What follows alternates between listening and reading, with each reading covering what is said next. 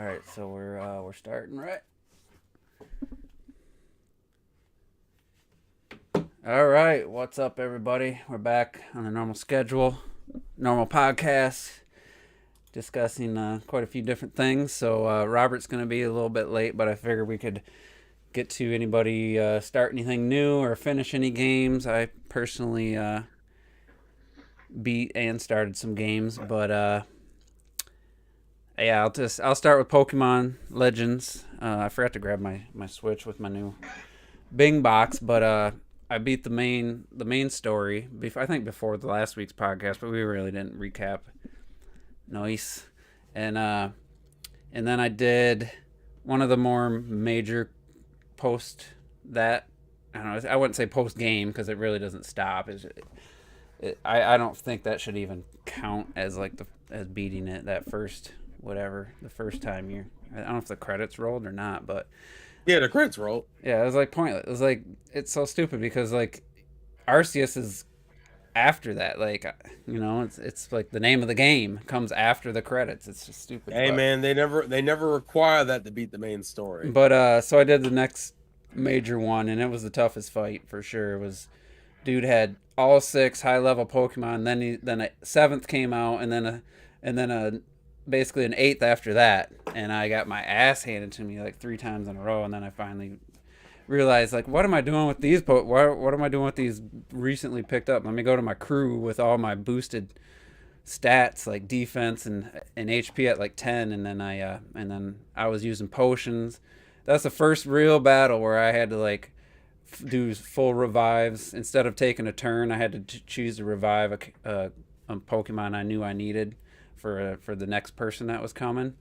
So I was like, I just made sure I kept everybody alive until like the final phase of it. So I really enjoyed it. The last real thing I just to really see, I'm guessing the final ending, and you have to get all the Pokemon. I don't know if you have to get them all at a 10 in the Pokédex or just catch them all. I think it's a 10. You have to get them all at 10. Really? Yeah, I just have nowhere to. I just don't even know where to start to find like the remaining like 30, 40 that I need. So we'll see if some of them could just be evolutions. By the way, that's the other thing. Every basically all the ones I've been using, I got up to like 70 plus, and they haven't evolved. So I'm like, a couple of them were evolved, but some of them I just picked up, and I don't know enough about Pokemon to know if they're gonna evolve. I know I have 4 of the Eevees. I got Eevee, and then I have 3 evolutions, and then there's 3 more evolutions. Eevee has what is it? I think there's 8. Vaporeon, Jolteon, 7, I think. Leafeon, plus Glaceon, Sylveon. Who am I missing? Oh wait, Sylveon was there now too. Oh, Espeon and Umbreon. There's 8. Is there 8 total evolutions or 8?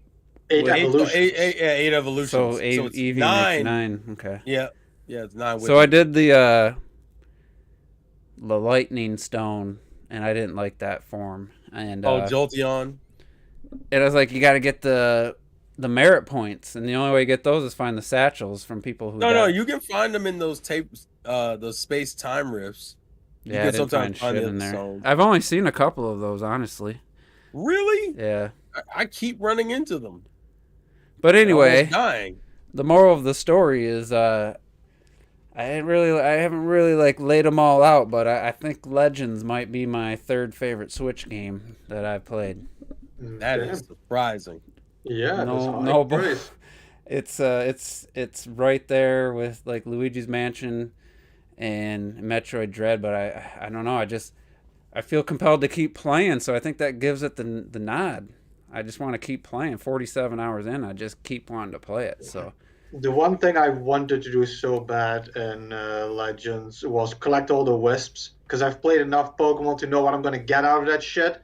And I legit need 1 in every area, and I give up. Yeah, Retro, do you really know what you're gonna get once you get all the wisps? I better get what I get. Go ahead and guess. Go ahead and guess. Well, I know that the stone, it's shaped after the stone from another Pokemon, so I'm assuming I'm gonna get that Pokemon when I get all the wisps. All right. I'm gonna just do this. But here's the thing: that is an actual negative to the pop-in. is finding those things because they don't. The draw You need to distance do is it too at bad. night. The You draw need to do it distance at is too night. bad. Not always retro. If you're Some of them- flying, you can't see the shit. You got to get low, and then you can't. You know, it's just it is the one thing in the game where like that bad draw distance and popping actually affects being able to do something because it's like you should be able to see those things glowing from further away. It does come into play catching EVs though, because I can be running on, and God, I'm still not great with the names. The deer one. Weird Ear. Weird Deer. I'm running on that, so you can see the Pokemon before the grass pops up. So I could see the Eevee who would be hiding in the grass before the grass pops up, so I know that, Eevee's there this time because she does. I don't know if it's he or she, but Eevee doesn't pop up. I think every 4 or 5 times you visit the first area, there's an Eevee in a certain spot. And if you're running on Weird Deer, that the grass doesn't pop up, so you can see the Eevee before the grass covers the Pokemon up. So I actually use that to my advantage. But anyway, surprisingly, yes, I think it's my third favorite behind Odyssey and Breath of the Wild. So I never thought I'd ever say anything that crazy. Afric's in the back like, we got one. And Clactet's like, yeah, catch. Talking about Elden Ring. Yeah. When you first started. Clactet's like, it's addicting to catch. I'm like, I'm enjoying the combat. It's definitely the best turn-based, or my favorite turn-based game that has turn-based combat I've ever played. Like, I haven't played a ton. Played nothing yet. I haven't played a ton, but the ones I played, this is my favorite by quite a bit. And it's crazy because you get some of these legendary Pokemon and they're like huge, and it's like the game doesn't seem to suffer. So it's like they're definitely, it doesn't look the greatest at all times, but when you pop you got these 2 giant Pokemon fighting each other, it's kind of made to handle that. So I just find it very enjoyable. I mean, the story's not the highlight, but everything else about it, there was like a rainstorm, and just the atmosphere, the music that's kind of lightly in the background, and then the nature sounds and everything. That's really what I was hoping to hear when I was kind of deciding if I was going to buy the game. Like, I don't want to just have these annoying, like, arcadey, like, sound effects. I want it to feel like I'm actually in the world, and that they captured that. So, yeah, that's it's right there with Elden Ring for me right now, for the 2 games I've played for 2022. But that's the other game I started, Elden Ring, and I'm about 19 hours, and it's pretty damn good. I don't think it's not as good as Bloodborne to me yet. Oh, because Bloodborne is just more of a focused game, where Elden Ring is just like, what do I do? It's really just I don't know what to do. It's almost a negative. No markers pointing to where there's you no go next? There's no objective period. There's nothing. Okay. So it's like, the world's looks great. There's a lot of interesting, like, architecture and like ruins and stuff, and getting around is really fun. It's really hard though. It's harder than Bloodborne. But the penalty for death, I think that's the one thing about Bloodborne and this game. People really oversold.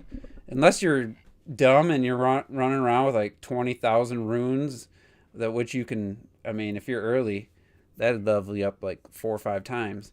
If you're running around with a ton of runes and die and you don't get back to them, you're gonna be pissed. Don't go into a boss fight with like 10,000 runes, because if you can't beat that boss, and you need to go level up, you lose them. So I don't think the penalty for death is that bad, and I've only, like, in Bloodborne it happened like 3 times. In Elden Ring I haven't like lost like a large amount by dying twice before getting back to it. But so basically for me, my enjoyment is, I was like hovering around the main area. I call it the plateau area because it's very, you can kind of feel when you're getting to the edge of the starting area. And I spent probably Breath of the Wild open world, baby. I spent 5, 6, 7 hours. I didn't really leave that area. And the boss is really, like, basically like an end level boss. You know, you're supposed to like get defeated and then fuck, I'm gonna go level up. I think that's what they want. But I was like, you know what? I'm just gonna head south. I just had to make a decision. I'm gonna head south, and as far as south I can go. And then I found this like castle, and talked to some NPCs, and you know, fought the boss, and probably you know, a couple 3 hours there, and I did get distracted a little bit doing some other stuff and found some cool stuff just organically. I would say the biggest negative is because you don't have any objective. So you don't feel like getting distracted because you don't have anywhere to go. Like you just everything's a distraction because you have no other thing to do. They just gave you some kind of push towards something. I think that would, it doesn't have to have arrows on the screen. I mean, you can put markers on the map and just go right to them. So it's weird. I just feel like that's the one thing that Breath of the Wild really you have to give credit to is like, yeah, it told you, yeah, go to Kakariko Village, you know, like it gave you a place to go, but on your way there, about everybody I know, you know, got sidetracked and did other things. So I think on the way there, I went straight for the volcano, man. I wanted to see those girls. Like, I didn't give a but shit. you knew, even if you were heading somewhere, even if you like knew you were going to go to Kakariko Village or Hitano Village or Death Mountain, there was always something. Oh, yeah. Shit, let me go over here. Oh, there's a stable here. Oh, there's a shrine. That's the one thing Elden Ring doesn't have, in my opinion, is that... So it's not dethroning. It doesn't have that, I finally, I was just like, oh, there's a tree there. It looks like this big tree I can get to, you know. Maybe I'll go over there, you know, and then I might have found, like, some ruins or something. But, and then the other biggest thing it doesn't have is the elemental, the weather, the lightning storms, the cold, you know, like you know, wind blowing.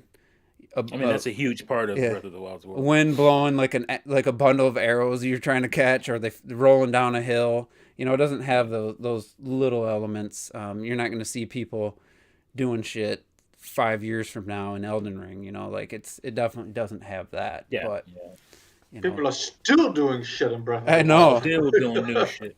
Still. So I saw. It's a really good system in there. I keep seeing, you know, people pop up here and there on Twitter or on my news feed, because it's mostly just gaming stuff on my phone. PC gamer. People need to stop saying Elden Ring is like Breath of the Wild's open world, and I'm like, yeah, because it's not even close. It's 5 years later, it's not even close to Breath of the Wild's open world. But they meant it the other way. Like it's, like it's an insult to Elden Ring. I'm like, detriment, an insult. That's almost an insult to Breath of the Wild, man. I haven't seen it. From what I've seen, I've watched a lot of footage of it. But it's a gorgeous game. I'm probably gonna wait to get it on my Steam Deck. When are you getting that anyway? I'm Q2, so next month. Oh, he's gonna switch up. On that channel is gonna be a bunch of Steam Deck content. Well, we'll talk about the Steam Deck. We'll talk about some Steam Deck channel ready to go. Butthurt Nintendo fans. Nintendo themselves are butthurt. They're blocking people. He's gonna have the true player essence then. I already know. I already know. Oh boy. All right, so also we played Sonic Team Racing, and all I can tell you is we played it. That's my thoughts on it. We played it. That same night again. I went back a little bit still to Mario Kart 8, and I'm like, man, this game came out like 6 years before Team Racing, and I'm like it just looks too good, Mario Kart 8. That's why you can't be mad for the DLC. Like, most games just still don't compare. Like, the tracks are just more intense. Like, a lot of the Team Racing stuff, it's like just straight ass lines. It's just slow. Yeah. Your cars feel heavy. When you jump, it's just this like really like stiff. Your moves are just like a very like. It just looks so robotic and stuff. I have the levels were like straight. Oh, dude! I don't know, Terrell, if you looked into that game. There is just straight rip off. They have a level where there's a giant rock lava guy who pounds the two sides of the track splits in one. He pounds just like Bowser's fucking. Castle. I mean, it's a complete rip off. They have a rip off of Waluigi. Wait, which one is this? Sonic Team Racing, yeah. Team Sonic Racing. I have it. I just haven't played it. They have a pinball that's just like the Waluigi pinball. One, yeah. It was fucking blatant, man. That's terrible. And it's like super clean looking, but it also, I kept saying this, it's the wrong art style for a Sonic like racing game. It's a weird mixture of like realistic looking stuff with some artistic. Do you think it's too realistic or too cartoon or not? I think it's too realistic. Okay. It's just so strange. Like they went from Racing Transformed, which I consider one of the greatest racing games out there, and then they just took everything that made that great out of it. Gone all the Sega characters, gone the super hard tracks and the challenge and all that stuff, and it's like a baby's version of that game. It's so weird. Yeah, it feels like they were just kind of looking at Mario Kart 8 tracks, come up with. But there's only like 16. I think there's 16 tracks total. Like, I don't know if there's any secret carts or vehicles or anything, but they were probably just like, this is too hard for a kart racer. More people. Oh snap! I didn't even notice. But Mom, and the baby. Uncle Terrell, man, he's gonna have he's gonna adopt one soon. Yeah, I think it probably just felt like, because you don't want a kart racer to be like hard. That wasn't actually my problem with Transformed. It was like, this bitch is kind of hard. It's really hard. I'm like, we were like talking, not even paying attention. Is like, I don't even care. Like nothing that happened that whole hour and a half we played meant anything to me. Like getting first meant nothing. Jesus Christ. Getting hit with items meant nothing. It was just like, it almost had that Lost World feel where it's like, oh, I fell off the track. Like you were depressed. Oh, I fell off the track. I didn't even realize I was falling off the track. Like it's just weird. Ah, damn. But the indifference was strong. Yeah. So anybody else start or beat anything? I started something, but I'm very early on, so I don't have too much to say about it yet. But I started the Immortals you gave me. All right. I started Immortals. I made my character and that kind of stuff. Usually, in a game like that, I would make a dude because I like kind of trying to make characters look a bit like myself, like in Elder Scrolls. I like making a dark elf that kind of looks like me, but I didn't even know you could pick a dude, and I ended up making a chick because the whole game was promoted with a chick on my head. I just couldn't see a dude there and stuff. Wait, and his voice kind of bothered me as well. You always saw the chick. Like I never even noticed. They never even showed a damn face because you're wearing armor. I never noticed. I spent an hour making mine look like Vi from Arcane, and you never get to see her face. I have to take the helmet off. I started Arcane. Did you get past the first episode? I'm in episode 2 right now. Okay. Like I like the game so far. I have one kind of complaint, and I know it's a stupid complaint, but it is one to me that I have in every game, and I kind of had that in Team Sonic Racing as well. I don't like it when my character is very small on the screen. I tried finding a way to make the camera go closer. When you have games like Mario Kart and Breath of the Wild, your character is like a big chunk on the screen. But I feel like in Immortals, she's so small, and that just kind of bothered me. But apart from that, like in the hour, 2 hours that I played, like I'm instantly like sucked in by like the story and the characters and shit. Like the dialogue is like really good. I really like the gods and stuff. Their personalities. I'm curious now. Let me watch some footage. So just to give context. So your issue with the game is the fact that the camera's too zoomed out? Yes. I'm not gonna bet money, but I feel like Immortals. I feel like it's no more zoomed out than Breath of the Wild.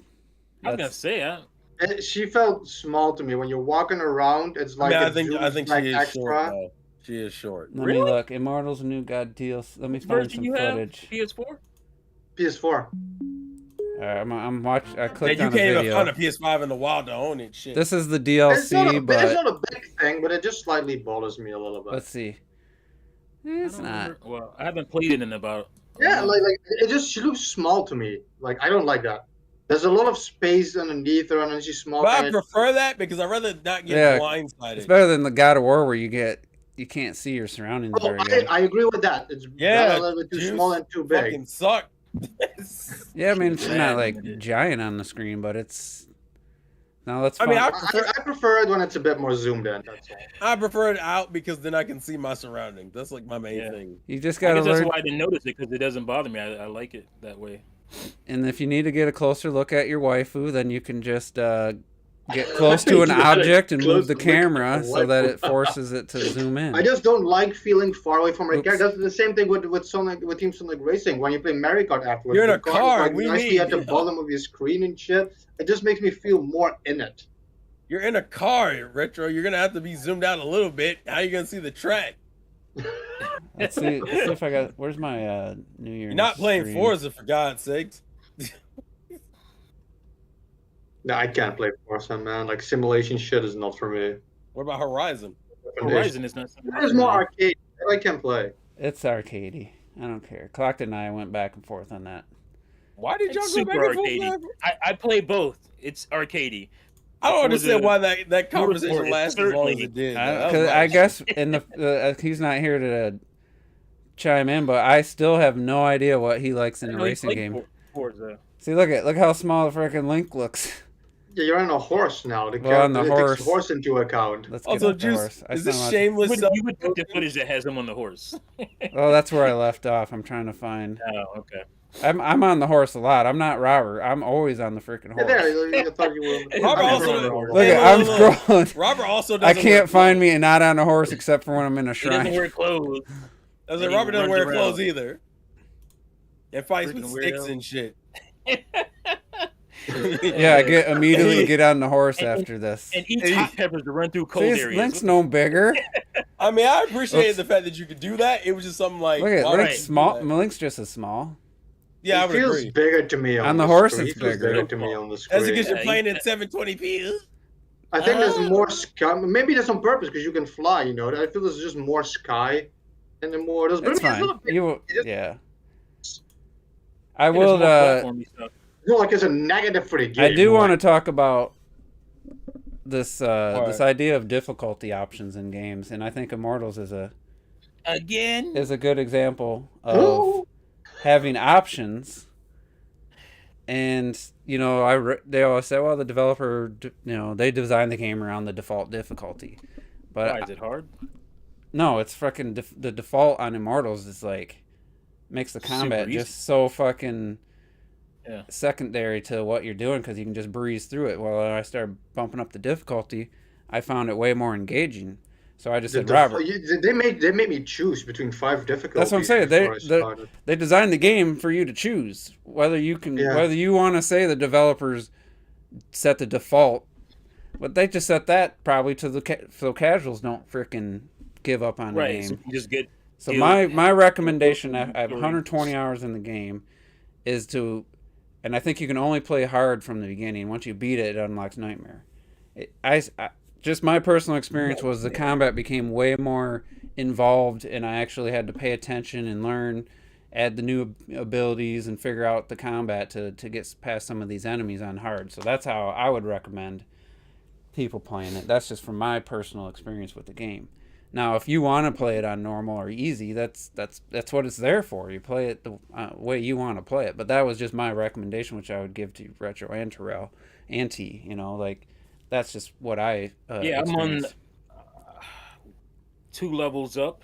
I guess I don't know. I can't remember what it's called, but because I was playing it for a while, probably an hour and a half, and I'm like, this seems kind of cakey. So Yeah, I I mean, moved it up. It, I don't know it's which- just I like don't know Breath which of the one it Wild, is. though. As soon as the more hearts you get, the more powerful you get. Then the enemies become different colored versions, which mean they do more damage and they take more hits.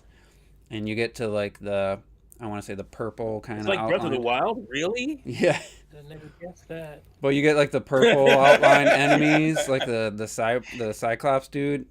One hit, Yeah. you're dead. Even if you have like almost full hearts or whatever the health meter. But anyway. That's So- what I liked about because everybody was talking about the difficulty of Elden Ring. Everybody's crying about it, and It's stuff. hard. And Every I just game that feel you comes out, should that have happens. multiple levels and stuff. That's why I was so excited. Like that's another thing. I guess I finished the Kirby demo. I played it completely. You can actually choose if you want a hard mode or easy mode, like a normal mode or a hard mode, before you start playing it. And I was like, Yeah. holy shit, they listened, because that's what people wanted Yeah. for Kirby. Apart from I've the been self saying the that. previous one played itself. It did but, say like, that you know, the give me the option. it kind of I sounded don't like care the, what level you're at. You should definitely play on the harder level. I don't that care wasn't if even you're that hard. I high mean, it wasn't gold. hard, but it Right. said that But just, the other version like guided you or something. Like it might be like a fucking full on plays for you mode. I didn't try it, but I'm curious. But are you anyway, talking like about the demo? yeah, just getting Later. back to Elden After, Ring. So I finished yeah. Bloodborne like 43 hours in the game, and I'm like, I was pretty high level. Terrell was sitting there watching me beat a boss in my first try, and he couldn't That shit's believe it. still baffling. I But was so pissed though. the next day, I That shit wasn't happens all the I time. Don't wasn't worry about it. streaming. I'm dying by just a random. I run into like just a group of just two aggressive guys that I normally can breeze through. The fuckers kill me like within seconds. I'm like, what the fuck? I thought I was over leveled. So you can still die at any given moment. But Yeah. so that to me tells me now that I've played the game and beat it, I can say without a doubt that having the bosses or any of the enemies just do less damage each hit, that's going to give you like maybe a one extra, two extra hits, and you give you that chance to beat that. That's not going to change the core concept of the game. You're still going to have to figure out their damn moves. You're still going to have to learn how to dodge, when to time it. Each boss has different levels of aggression, different attacks to dodge. You're still going to have to do that stuff because it doesn't matter how much, unless they do, a hundredth, or like, not a hundredth, like they do 10% damage of their normal damage. You're still going to have to get good at the game. You're still going to have to level up. You're still going to have to get your echoes or your runes, do your leveling up, learn the boss routines. That doesn't change that.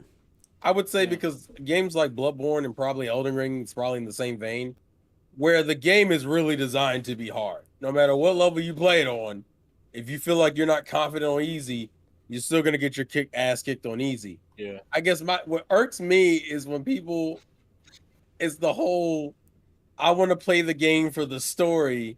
Well, so that's pointless for those games. That just pisses me. The reason why I even I'm bringing this up is because there's someone who did this for Kingdom Hearts, which if anyone knows Kingdom Hearts story is not a story you should play the game for.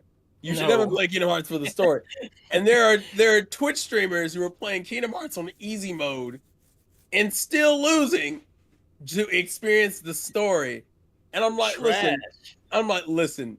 At this point in time, that means you missed all the mechanics. I know a couple streamers who got to the end of the game, got to the final boss, and couldn't beat it because they didn't understand basic mechanics. Because easy mode doesn't make you learn those mechanics. Right. Well, yeah, if it's a flaw that you, and that's the thing. You say difficulty option. Everybody, all the gatekeepers, oh, it's an easy mode. No, it's just a less difficult option. It doesn't mean it's easy. It doesn't mean that you're just going to breeze through the game and never die. Like, instead of dying 300 times, maybe you'll die 200 times.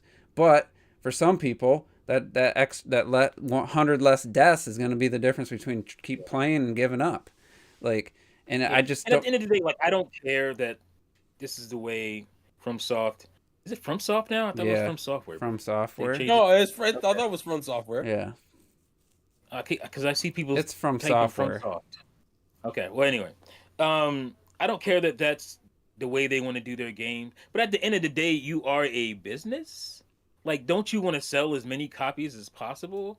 And you're not going to lose anybody. You're not going to lose any of these Soulsborne fanatics. Yeah, because they still play it on. They're going to play the game. They're going to play it on difficulty, right? At higher difficulty. So you're not going to lose them. They're going to complain on Twitter and shit. Who gives a shit, right?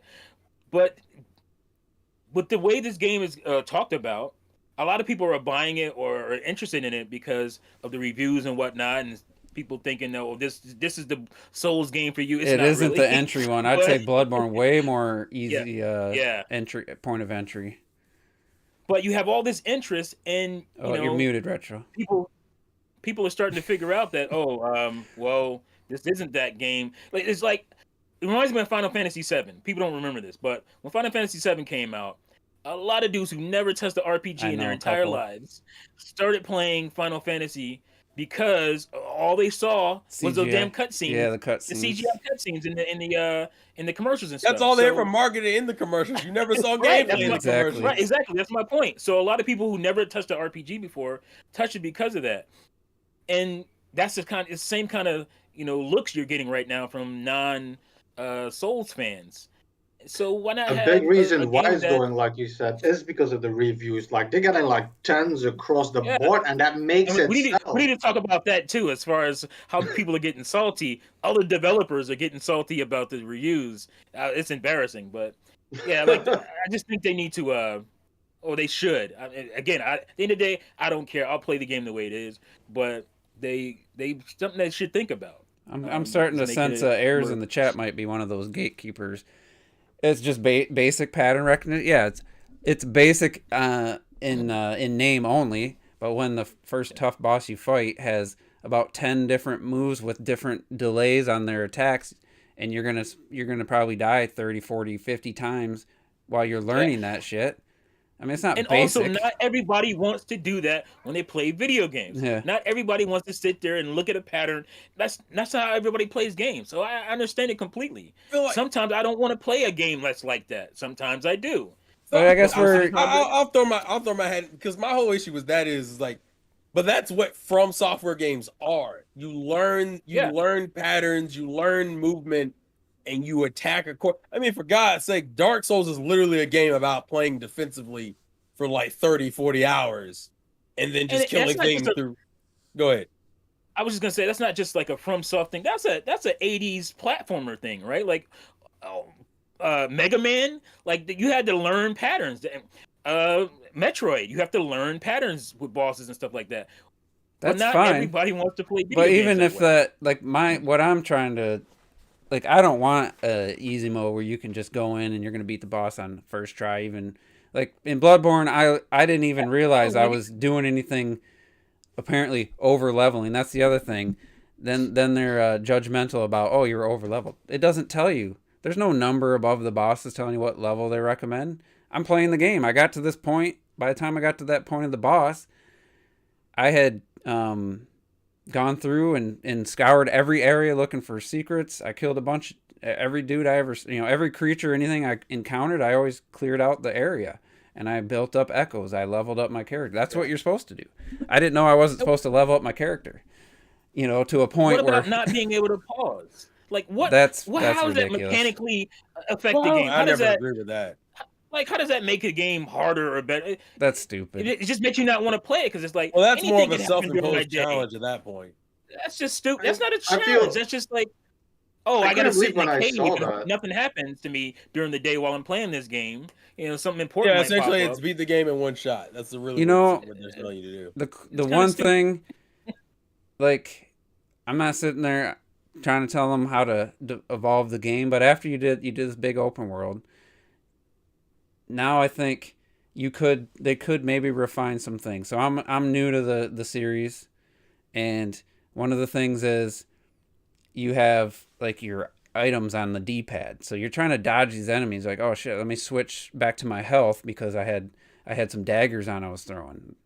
So now I gotta I can't dodge, so I'm using my right hand while I'm trying to walk away to try to switch on the D-pad.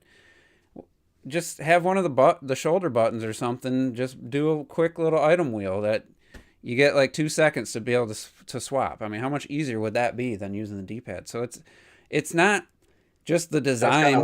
That's not intentional. Well. That's not intentional design. That just tells me they're not evolving to and you could still have the game just as difficult, but just have me quickly hold L1 and select the item I'm looking for. Yeah, that could save me the one particular fight versus trying to get the D-pad, stop moving, and not getting far enough away and getting hit and dying. I feel the pause thing is the most absurd one. Like you guys said, like any game should be paused at any moment. I always hated it when you used to play games on all the system and you had a cutscene and you couldn't pause it during a cutscene. You have to finish the whole cutscene. Some cutscenes in Final Fantasy are like fucking 10 minutes long and shit. Sometimes you gotta get up and shit, That's why these days now I like it when there's a cutscene. I just hit the home button, pause. Like I don't care. I'll pause via the home button. Like I don't care. Exactly. Well, exactly. Hit the home button. When I first played Bloodborne Retro, I was sending you a photo. And then I come back and I was dead. I'm like, what the hell? Even sending a photo, a guy walked up and killed me. I'm like, what the hell? But either way, I'm not talking about changing it so that it's just easy. I'm just saying make it less difficult so that like Yeah, but I'm saying that's what Not even some difficult. people. Make it less tedious.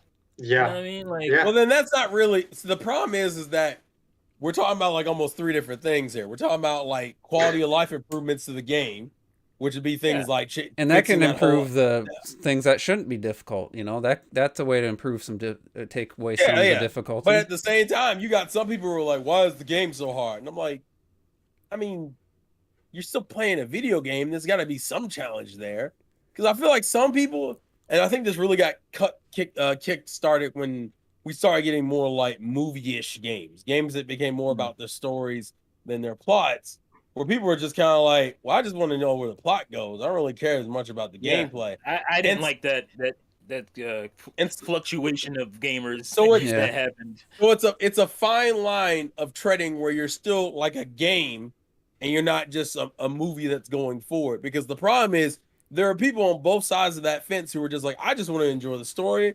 But there's also people on the other side of the fence that's like, well, I want the game a little easier, but I don't want it to just be like a cakewalk. And fucking companies are doing both. That's why now when you'll see when they're talking about difficulty options, they'll say, well, you can select this mode if you just care about the story. What? There is no real story in Elden Ring, so that doesn't. Well, make no, sense. I'm just talking about like I'm talking like I think even Uncharted does that, doesn't it? Where it's easy mode is more like.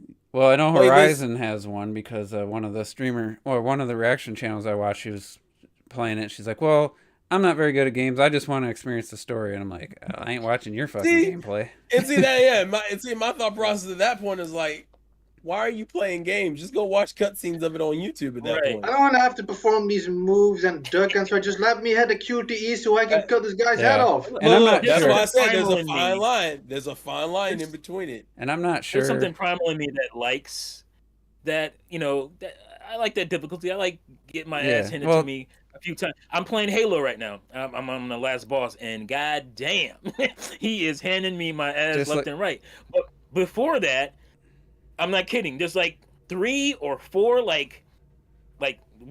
kill rooms. I was just calling them kill rooms.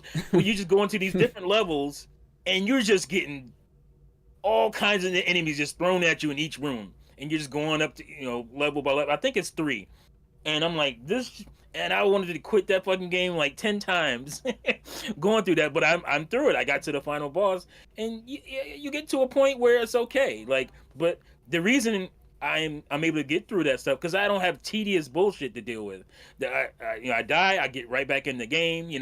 It loads pretty quickly. Yeah, that's the saving grace with Elden Ring. It's 6 seconds. I'm back. Well, that's why certain games like what was it, Super Meat Boy when that first came out.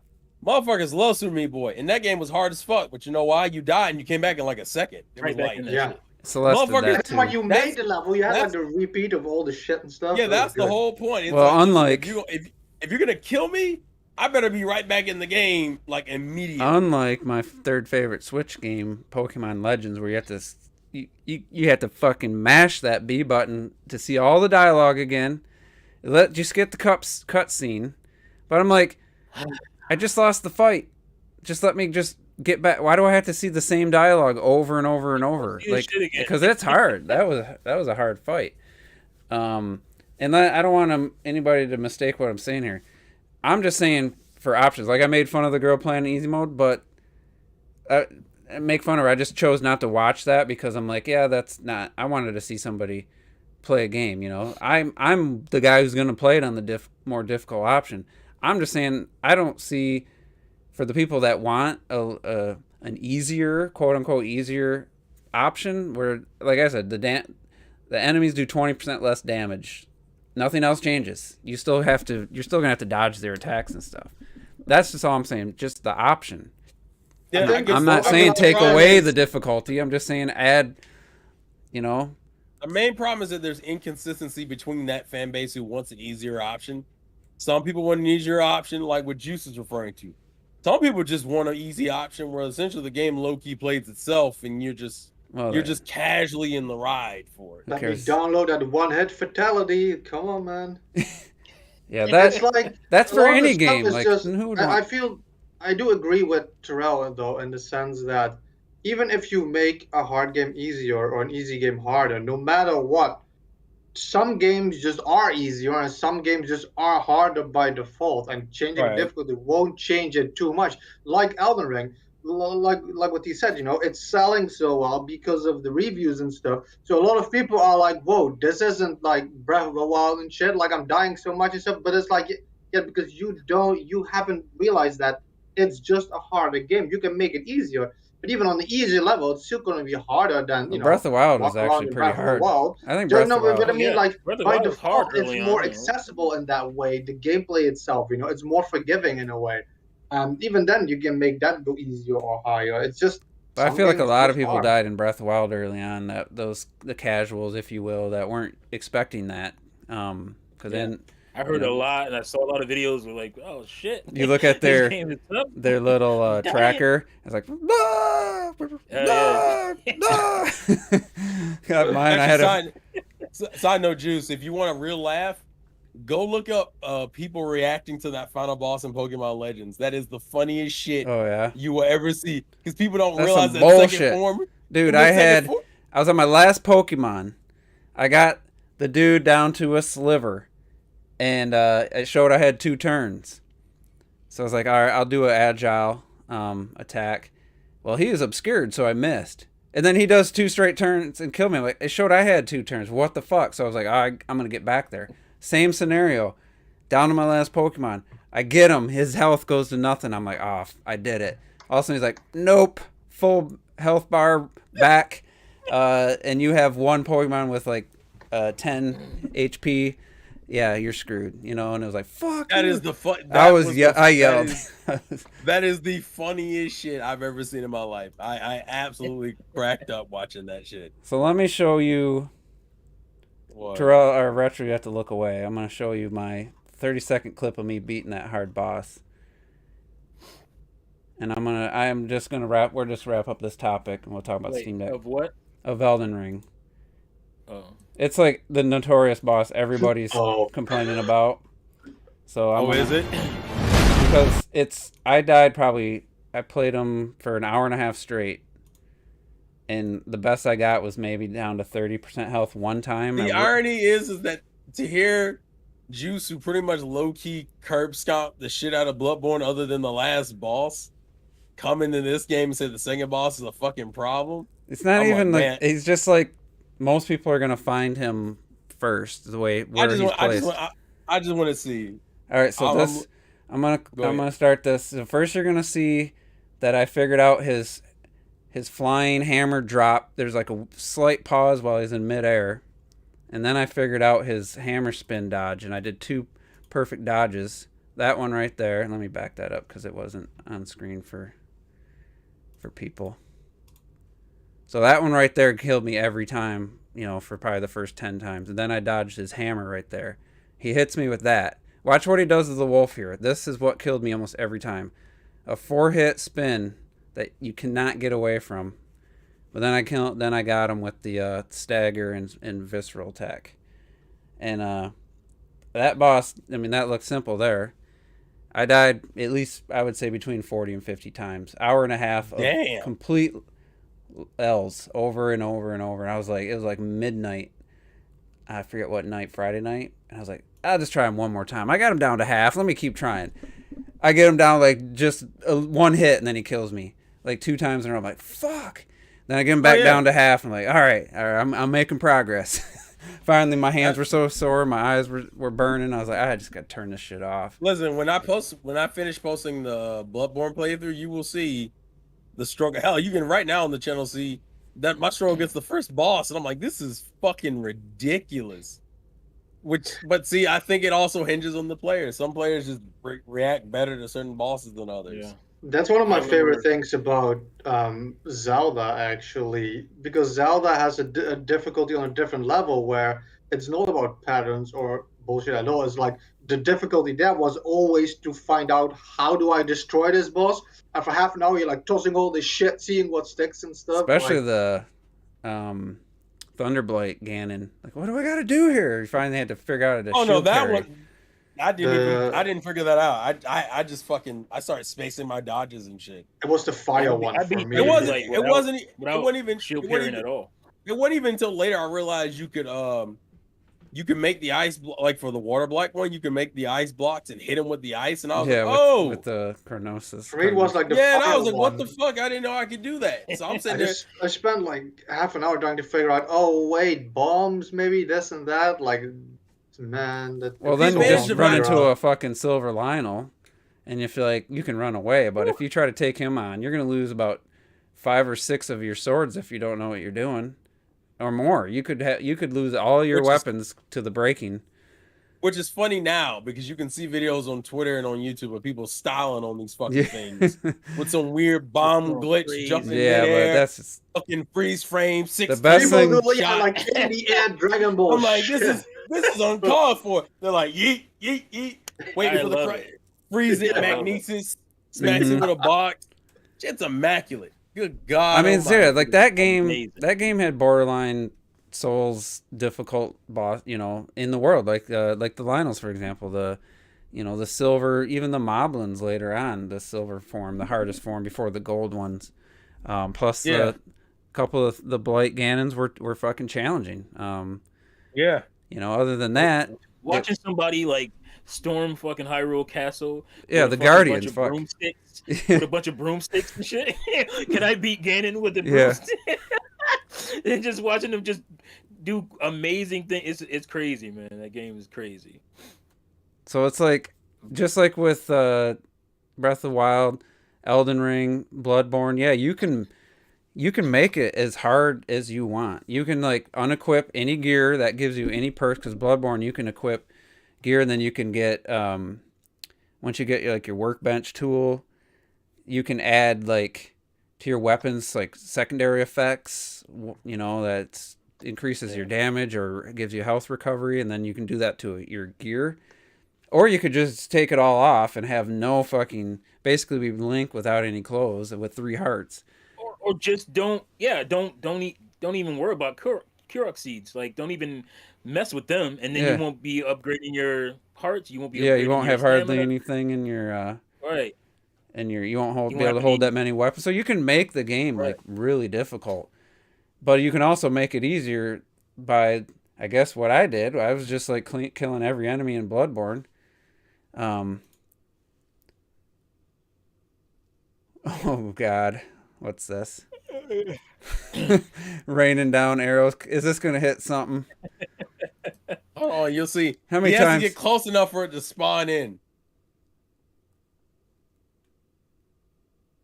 That stuff is so ridiculous. How many times did he Bruh. try that? He killed a Did guardian. you see the black backflip and shot through the little hole? Is this all trick moves? Yeah, this is a whole. It's trick shots. This motherfucker I've is done styling. something like that. Not with I didn't waste a ancient arrow, but I mean, it's Yeah. just. this Well, guy is a modder because that's not a standard outfit. No. It's not, but it's not the point. Damn it. It's cheating. That tells me he has unlimited arrows too. He's got 71. You can turn it on so you can have 100 of any arrow, but still, it's still Talking cool. Talking about Man, mods, yeah. because it's a random Yeah, comment what- that I won't be able to fit anywhere else. I saw a mod today of somebody who modded the starters of Scarlet and Violet into Animal Crossing. Man, that shit looked so good. What is this gonna be? Motherfuckers are crazy. I think I've seen this one. So disrespectful. God damn. I got really good That at is- killing guardians, I gotta say, but at the beginning I was terrified. Oh yeah, you running from them bitches, trying to sneak by them. That one's You remember mad. that period of just like being afraid? Yeah, of that's the every thing fucking about even the lightning was so storms. good. Remember how terrifying it Yeah. was? Like that's the Yeah. shit that Yeah, the Elden. first time because you didn't know what the hell you were supposed to I didn't do. realize that. Oh, I have a sword on and it's attracting lightning. I had no Mhm. fucking idea. That's the I was thing just running that from the storm. that's the thing that separates Breath of the Wild. It's gonna blow up. Watch. Shit. He's just proud of himself. Wow, that was a nice Fucking shot. ring. I've done some pretty cool shit too, and I actually clipped it. I don't know if I think it might be on my Switch or my PC. Some of the shit's simple, but the fact that you can do some of this shit is absolutely hilarious. Like the clips also, when people use like the chickens, the cuckoos, to defeat like a swarm of the keys. You have like a chicken and a bat. The Hinox is like the worst creature. The Hinox, by the way, is the worst creature to stun on. This motherfucker asks for it all the time. Oh yeah, somebody tried to take a Kuko into the fucking Hyrule Castle too. Mm-hmm. Oh, You can do that. I think it still works.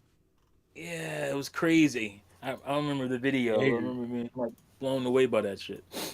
How the hell did you get a Kuko on him? These motherfuckers are crazy, man.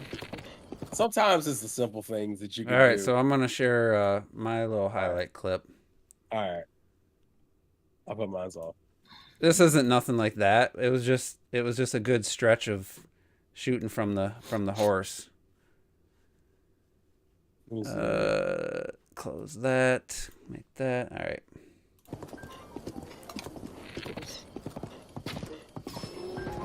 And this is running on Switch. It's looking pretty rough. Oh, I missed that one, but this one I got. It was running. What is that? 12 frames? See, I got the 3. I missed a couple, but still, I was pretty happy with it. Wait. I got one more for you. Hold on, let me just. I wasn't watching. Oh yeah, go ahead. So I got that one. Yeah, it is looking pretty rough frame rate, isn't it? It looks better. Oh, it's just in the stream. It looks fine on the actual. Yeah, I'm sure it's just a stream. I know the game that's running. Look at like that. That's gyro aiming right there. You can't do that without. Yeah. I got one. It's only 24 seconds. It's a simple. Love my gyro aiming. It's hilarious. Also gotta change the quality. Oh no, it's only 360 feet. All right, whatever. Well, that's Whoa. normal. That's weird. Oh, That's portable. That's portable mode. So you gonna flip it? Yeah. Oh shit. I wonder if you can still do that. Oh no. Look at this. Look Oh at no.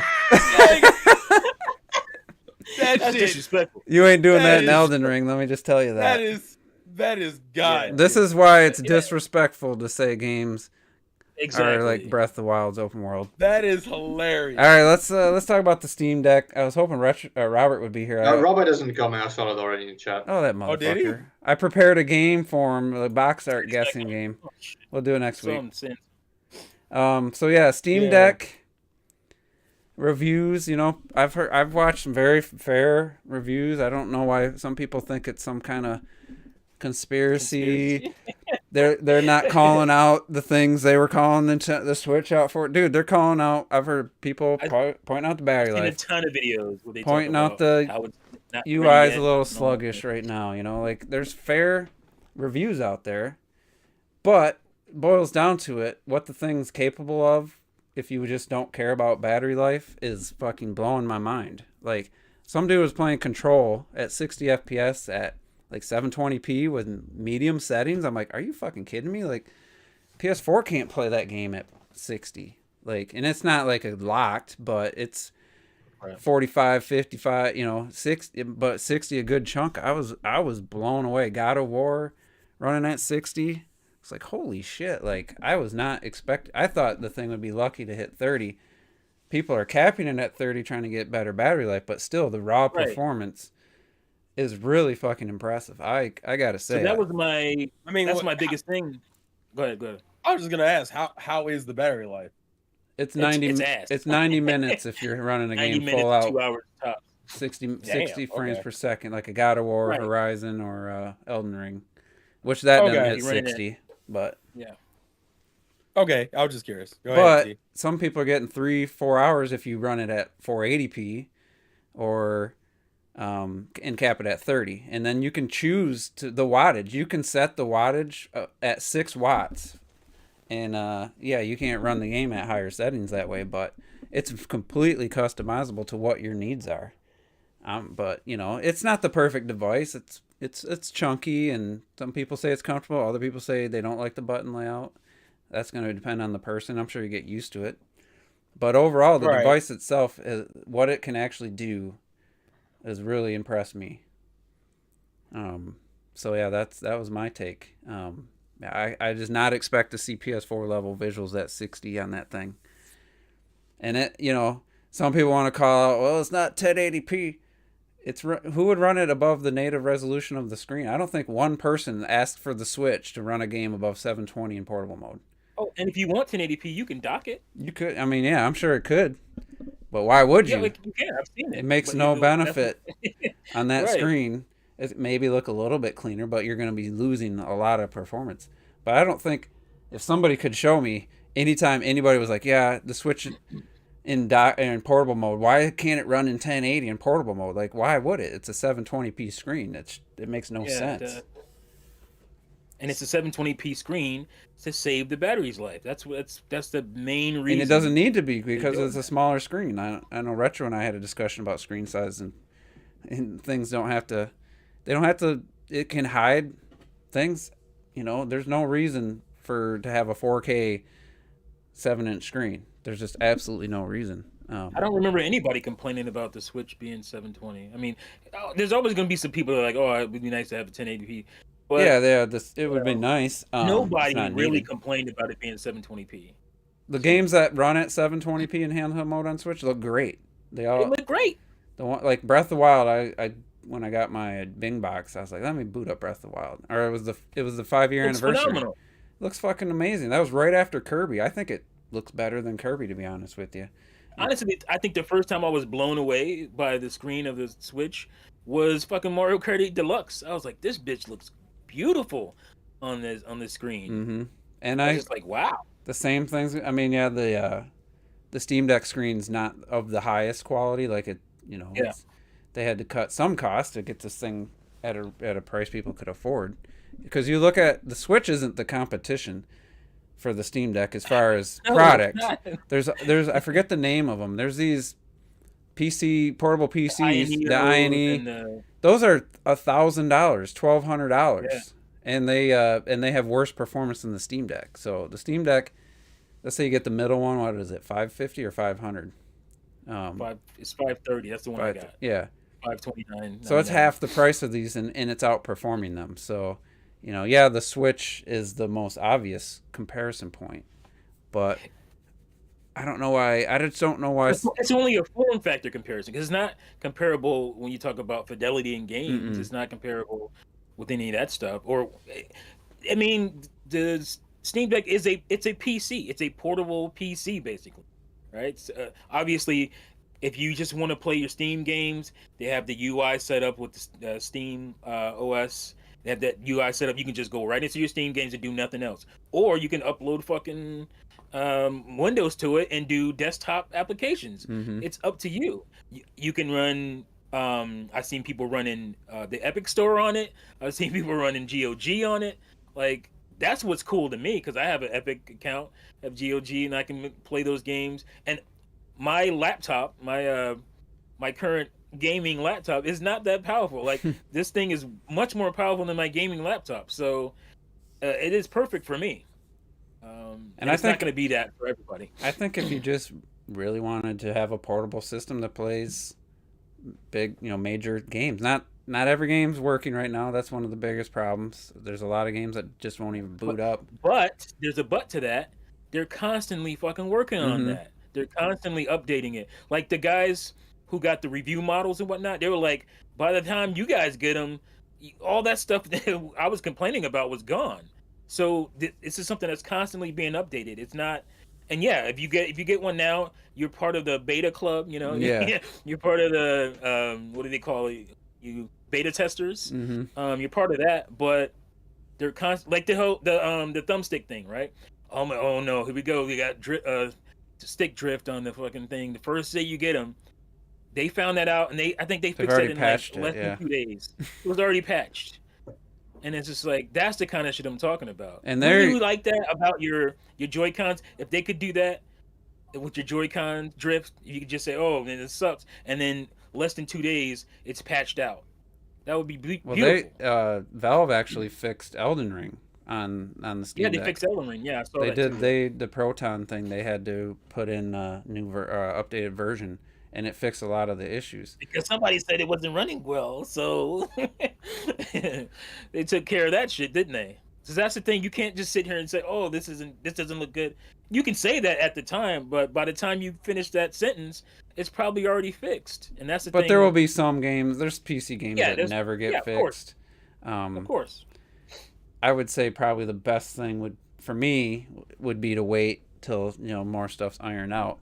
But the thing is, one part I want to talk about is Nintendo is removing people's videos for showing just running emulation on the Steam Deck, not showing people how to do it, not showing people where to get the games, not showing how to pirate. They're just showing a PC running emulated versions of the Dolphin emulator, CMU, and Yuzu or whatever.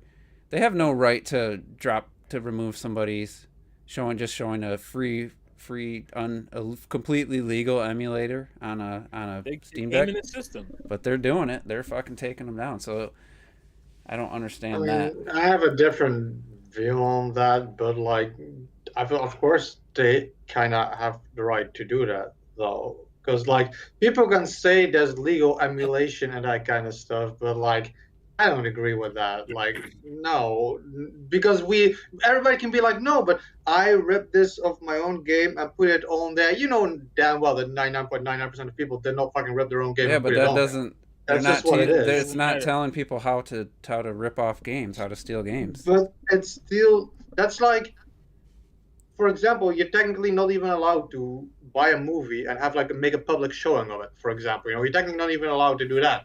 So I don't know, if you're showing a movie somewhere That's out there, not the same thing, though. Well, how come they don't block? You're showing something in an essence where it shouldn't be.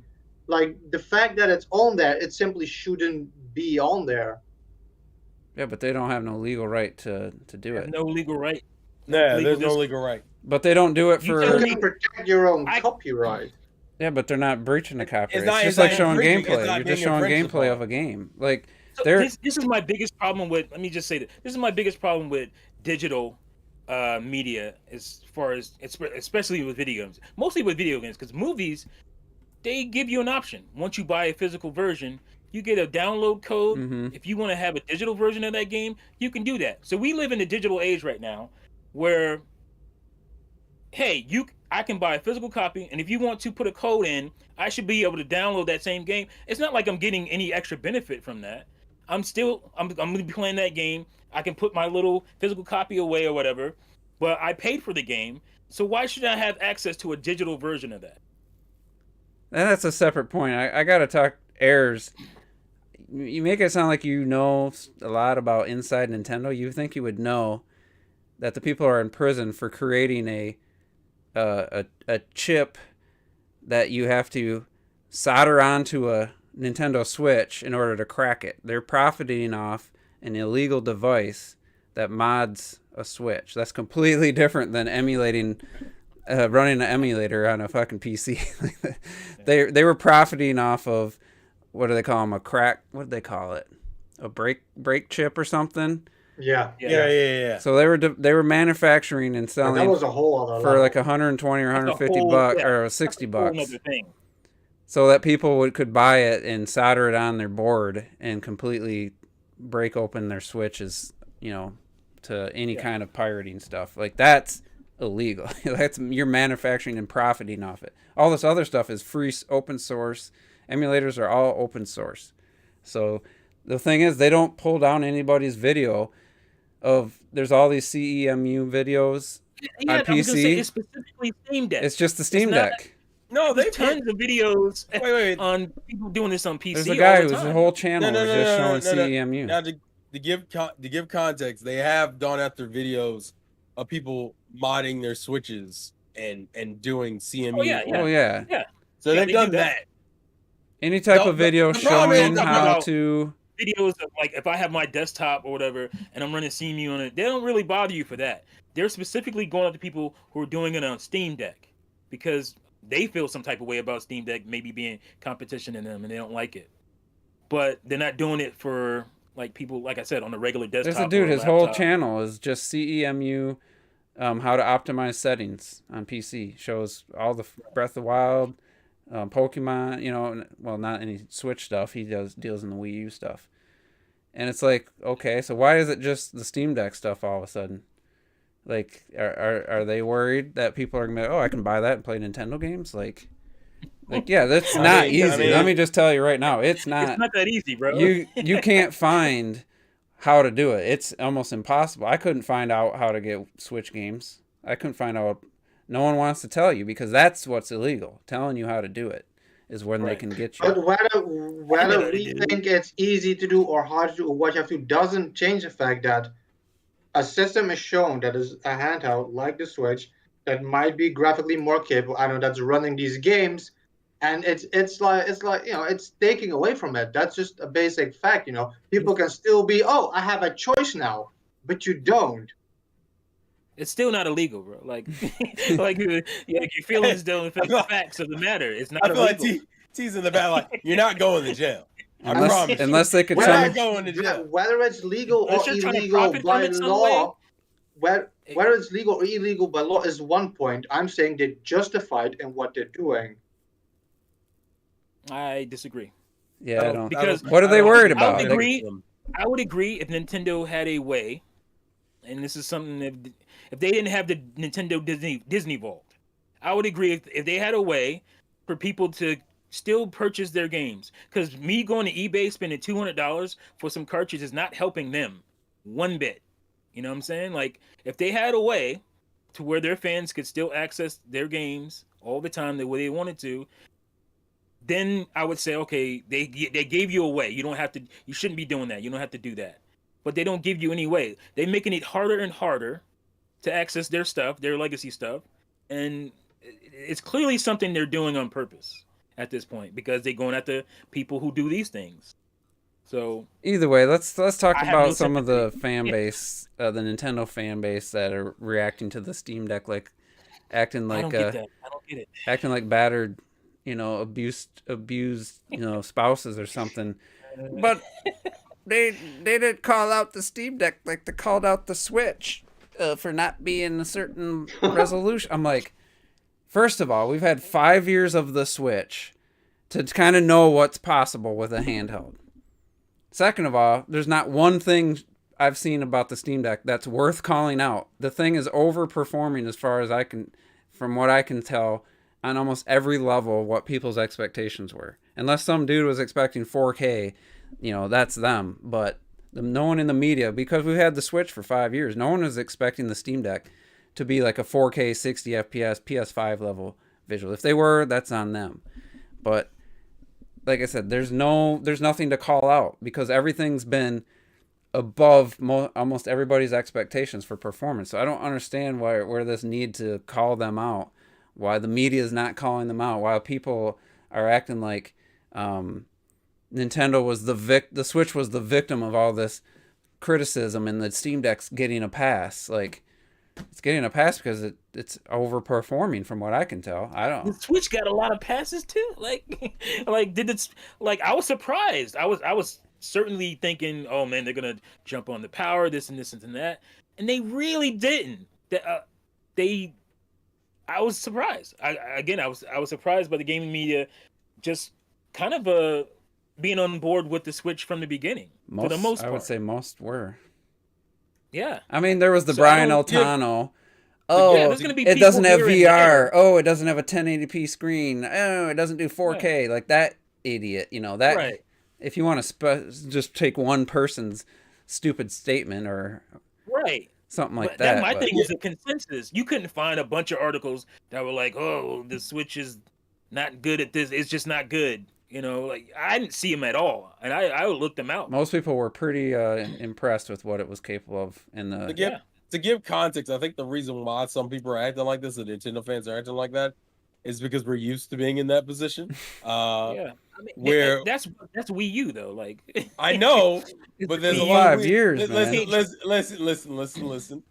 Yeah. As you know, T, you've looked at some crumbs and you've eaten on that side a little bit. Totally. Motherfuckers don't let go of shit. Motherfuckers don't let go of shit on that side of YouTube. But I very much believe, Rayman Legend. Yeah, I very much believe it's a lot of past trauma they absolutely refuse to kind of like walk away from in this situation. Yeah. Where it's like, well, y'all said all this shit about the Wii U, and y'all said all this shit about Nintendo before, but the Steam Deck's not getting the same type of criticism. And guess what comes up? That Nintendo bias again. Yeah. Motherfuckers, you know why?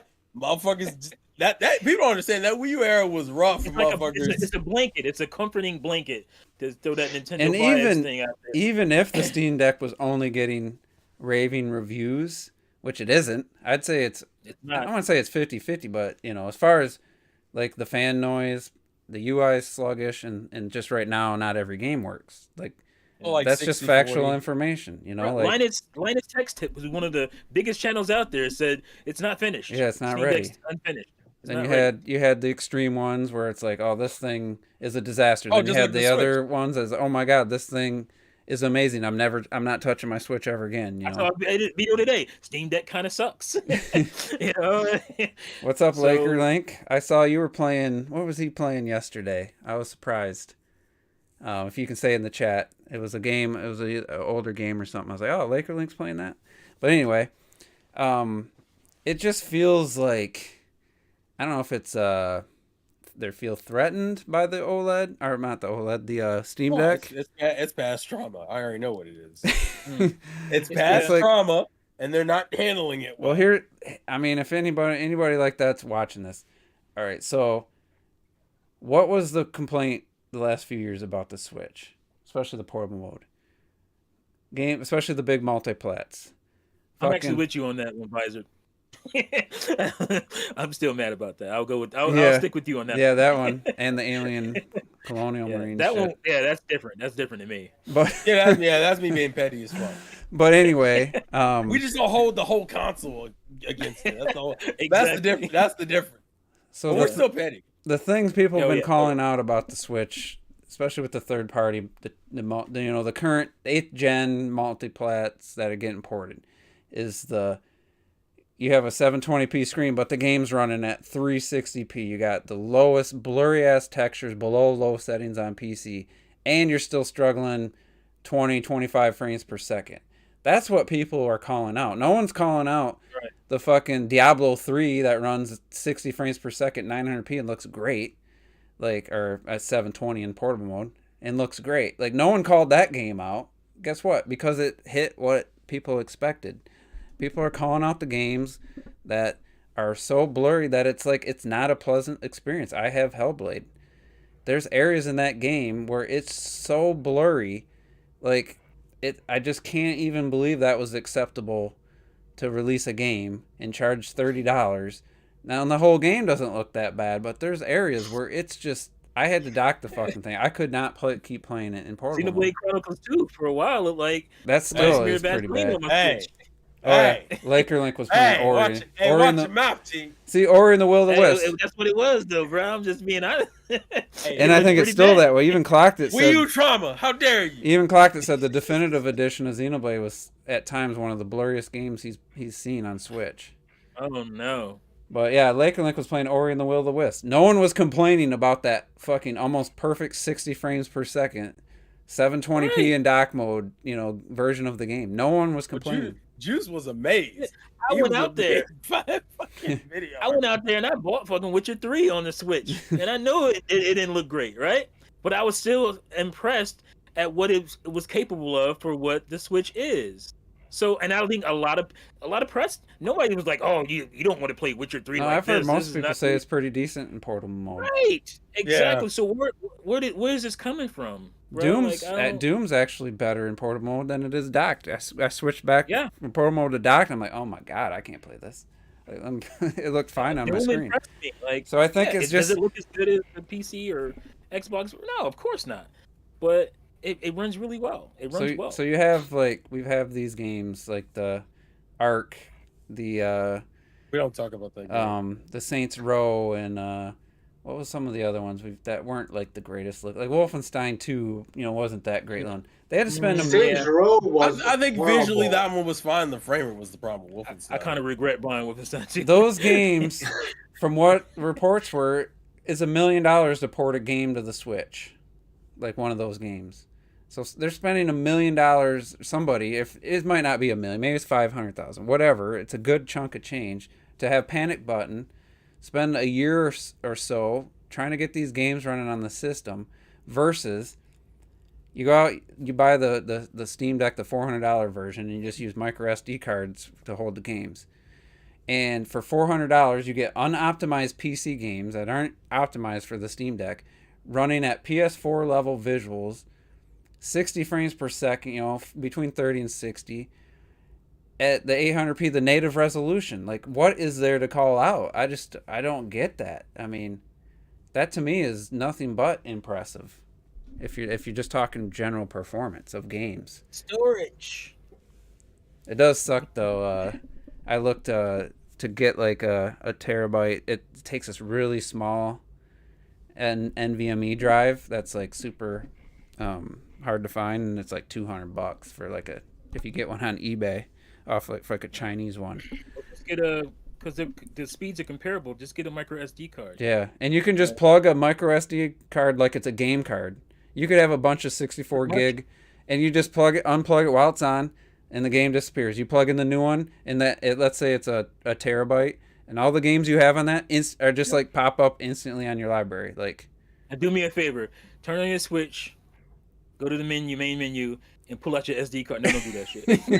Don't do it. You might not get your shit back. Oh no. But yeah, and Ayers is right. I think the portable side of the Switch, I mean, that's its strongest aspect, except for a few examples. A few games just don't run well. I don't think Xenoblade Chronicles 3 is going to look great in portable mode, because I think they prioritize dock mode. I really do. But anyway, let's get to the 2022 release. We had the Pokemon. We talked last week about the Scarlet and Violet. So now you got 2022. That's coming supposedly at the end of 2022. Right. We don't know when Bayonetta 3 is coming out. We don't have a release date for Splatoon 3 or Mario plus Rabbids. And we don't know if Breath of the Wild is still 2022. But go ahead. No matter what, Breath of the Wild, whether it makes it or don't, it's already like, we haven't seen a year this consistent like with releases since 2017. And there's no argument, there's no debate. Since 2017, we haven't had a year where it's consistent new games throughout the year, like in this number especially. Yeah, you got, 3 games? You got 4 new games all year in 2018 or 2019, and you had Smash at the end, you had that the Mario Party in like, what was that, like August, September, I want to say. I forget. You had the tennis and then something else, like all at the second half of the year. And then you had another year, 2019, all at the second half of the year. This is the first time where it's like from January, then the early or into March, and you got April, May, June, July. Probably every month's gonna have a new game.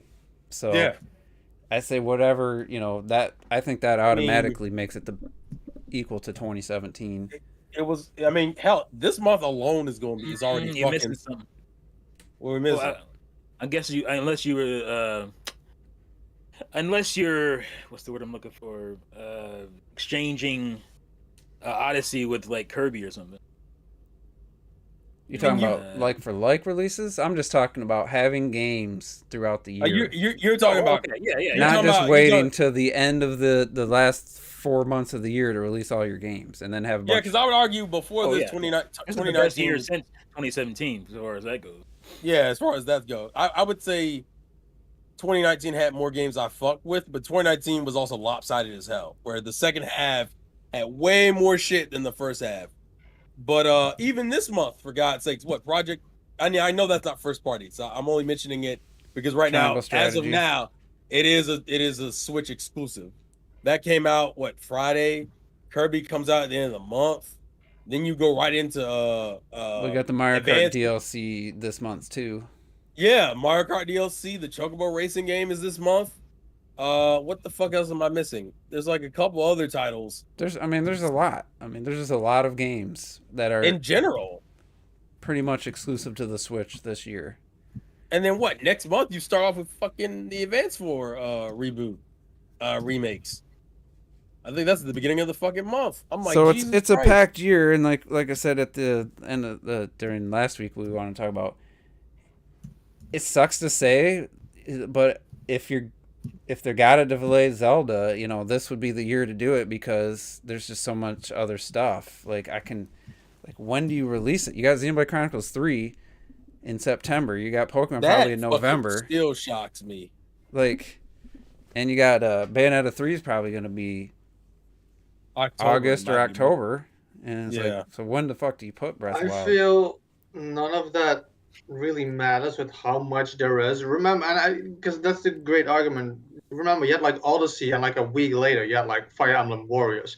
There's still different audiences for different games, and just because I feel the year is stacked, I don't think they're gonna delay Zelda as long as as long as I don't know about the game is not being delayed because it's not done. It's coming out this year. They don't give a shit. I think they totally give a shit. I would disagree. Out of everybody, I think Nintendo cares the most about. It'd be a different story if it wasn't a high tier Nintendo franchise like Pokemon. Yeah, if it was like the Wii or the sports tennis or something.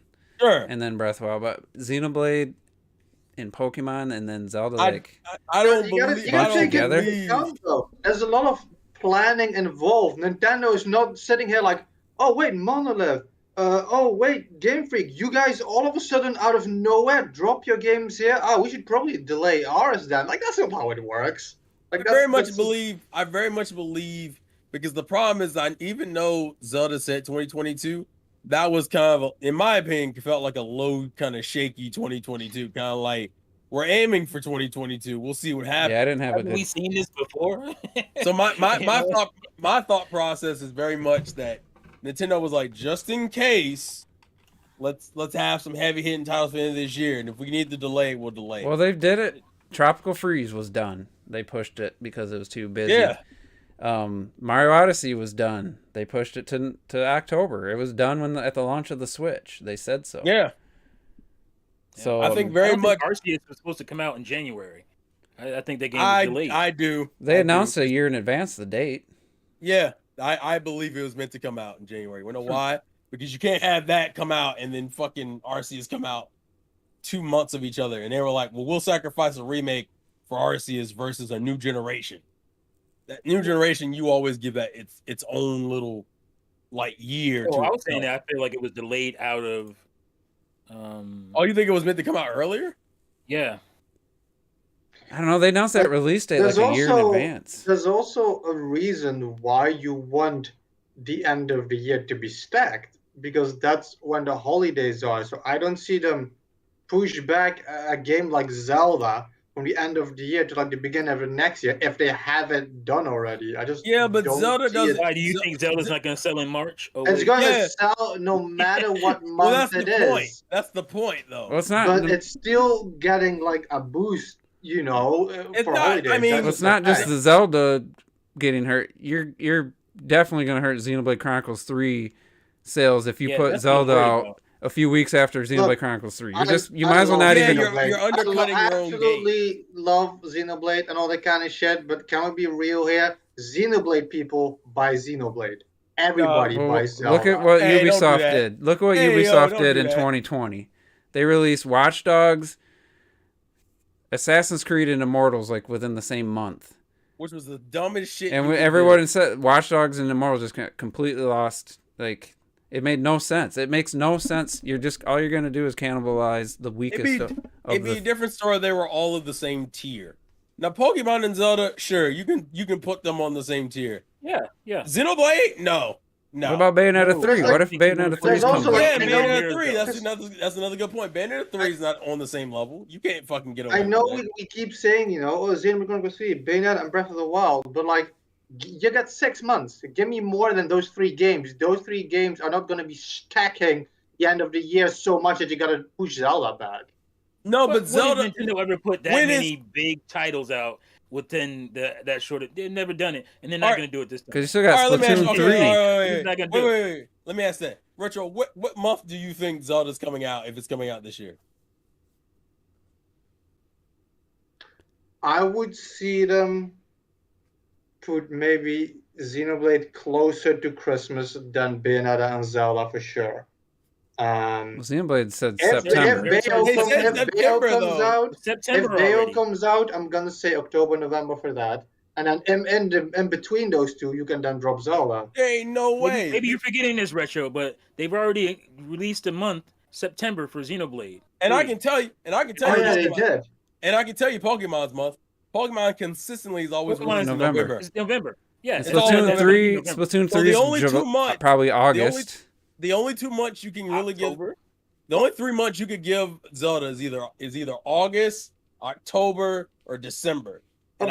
And I don't believe they're gonna put Zelda in ain't coming in December. August. That's the all. damn That's taking into account you guys' logic, where they're not gonna release more games in 1 month. And then I know Fire Emblem Warriors isn't the biggest thing, but again, it was a week apart from Odyssey. It means nothing. Like they could drop it at any. Do you remember given what time. happened to the first And that was Fire not Emblem a- Warriors game? That wasn't Yeah. a good But that's what thing. I'm saying. It's not the biggest thing, but it's still a name, you know. Retro, do you remember what happened to the first Fire Emblem Warriors They game? got butchered because Yeah. They put it too fucking close. It was like right next It was to too close, but I just mean like it's not like it hasn't happened before. Like but it's I don't still see a them. bad maybe thing they to learned happen. from it though. Oh, it is. Maybe they I'm learned. sure they learned from that. They don't want to do that again. Yeah. Just because they've done it before. You But have to if learn you from your release- mistakes. Let's say you put Mario and Zelda a week from each other. None of look, I know you like That's still those games dangerous. are not gonna be cannibalizing each other. You know what I mean? I Like it just doesn't happen. People will buy both those fucking games. Like it's not like people are not gonna buy Zelda because Xenoblade is like 3 weeks before that. That's just I just don't see that happen. don't see the point. That's like that to me that's like putting Uncharted and Last of Us in the same month. Like why would you do that? Why would you do that to yourself? Again, that's also a different thing. That like you guys use Ubisoft as well. You know, it's not like these guys release like 20 games like in going- a year. You know. Yeah, No, yeah, Xenoblade why would come would out you and say, do that? "Hey, we're coming out in December," then I'd be a little bit more with you. But Yeah. they said September for Xenoblade. which is 3. to me was ridiculous because Never mind. I was expecting December. I'll be real with you. I was expecting December And too. if Yeah. it's like if Breath of the Wild's like second week or first week in December, that's just like That's not- that just don't feels. put I mean, Breath I'll of the Wild pick. in I mean, you're December. not gonna stop me from buying it, but that's gonna hurt No, my decision to that's buy not what- Pokemon Violet. I'll tell you that. I won't buy. Yeah. I ain't gonna buy Pokemon Violet 2 weeks before Breath of the Wild. Like what? Why? You know? I'll buy that's that what later. happens. That's what happens. Zelda's one of those franchises. Zelda and Mario and Pokemon are those franchises that will cannibalize other games if it's near it. Hell, So Splatoon in some ways did that to ARMS when ARMS came out. ARMS came out in June, Exactly. and then Splatoon, Arms got smacked. guilty of that. But again, was a new IP. I now exactly. That's why you'll I put it now next regret. to the fucking Splatoon. It's more. That's why it's more important to not put it next to something that's established. No, that's 'Cause what it's I a mean. new That's why IP. I still regret picking up Splatoon 2 over ARMS. But again, like I'm like I don't know But what see, ARMS you is. proved I the want to do point. Splatoon and that kind of stuff. But like you're talking about again, like Zelda is not gonna suffer from anything, and it's It's still not that- more It's not beneficial Zelda's gonna to suffer. release It's the it. other games. No, Retro. It's not about Zelda suffering. It's about anything around Zelda suffering. Zelda will be fine. You were right. Zelda will be fine regardless. But what about the games around it? You think you're gonna pick up Fire Emblem Warriors and then pick up Zelda within a week of each other? But no, No! but then again, but even if you take your logic of one game a month, you know, the second half of the year has 6 months. You Yeah, guys but keep you got mentioning like 4 Splatoon games. 3, It's Bayonetta probably gonna come 3, out- Yeah, Splatoon is Xenoblade yeah, Chronicles summer. 3. yeah. No, it's not coming out.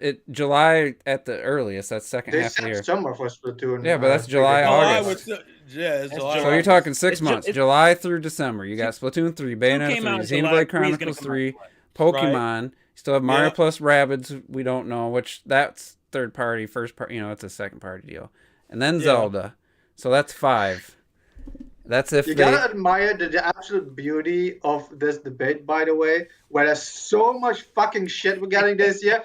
Everyone's Right. just convinced we're not even going to get Zelda because of how It's- much it's shit there just is. It's a concerning. beautiful time to live in. But here's the my concern. I think They they don't would- have no problem with You're- delaying Zelda. I mean, that's just yeah, but I was saying it's Zelda. They've Because never had a remember, problem doing that. and you know why? Because Zelda always sells. That's So the either way, reason you why. guys are all 100% convinced Zelda is not going to be this year. I'm pretty sure it's not coming. I'm like 90% sure it's Yeah, probably getting delayed. Maybe I'm it's in the also same. just that I don't want it And to let- be delayed, and I fucking want that shit. None of us want it to. And if it does, I'll be playing Xenoblade Chronicles 3 and Pokemon Violet. So I mean, Right. Yeah, that gives me it'll 2 if games. you unless the game's just gonna be done and it's like, yeah, this game's done. Then I you mean, push think about the other. That shit. and push- just to Terminator get, Dream said he's gonna be playing Xenoblade Chronicles 3 and Pokemon Violet. that does.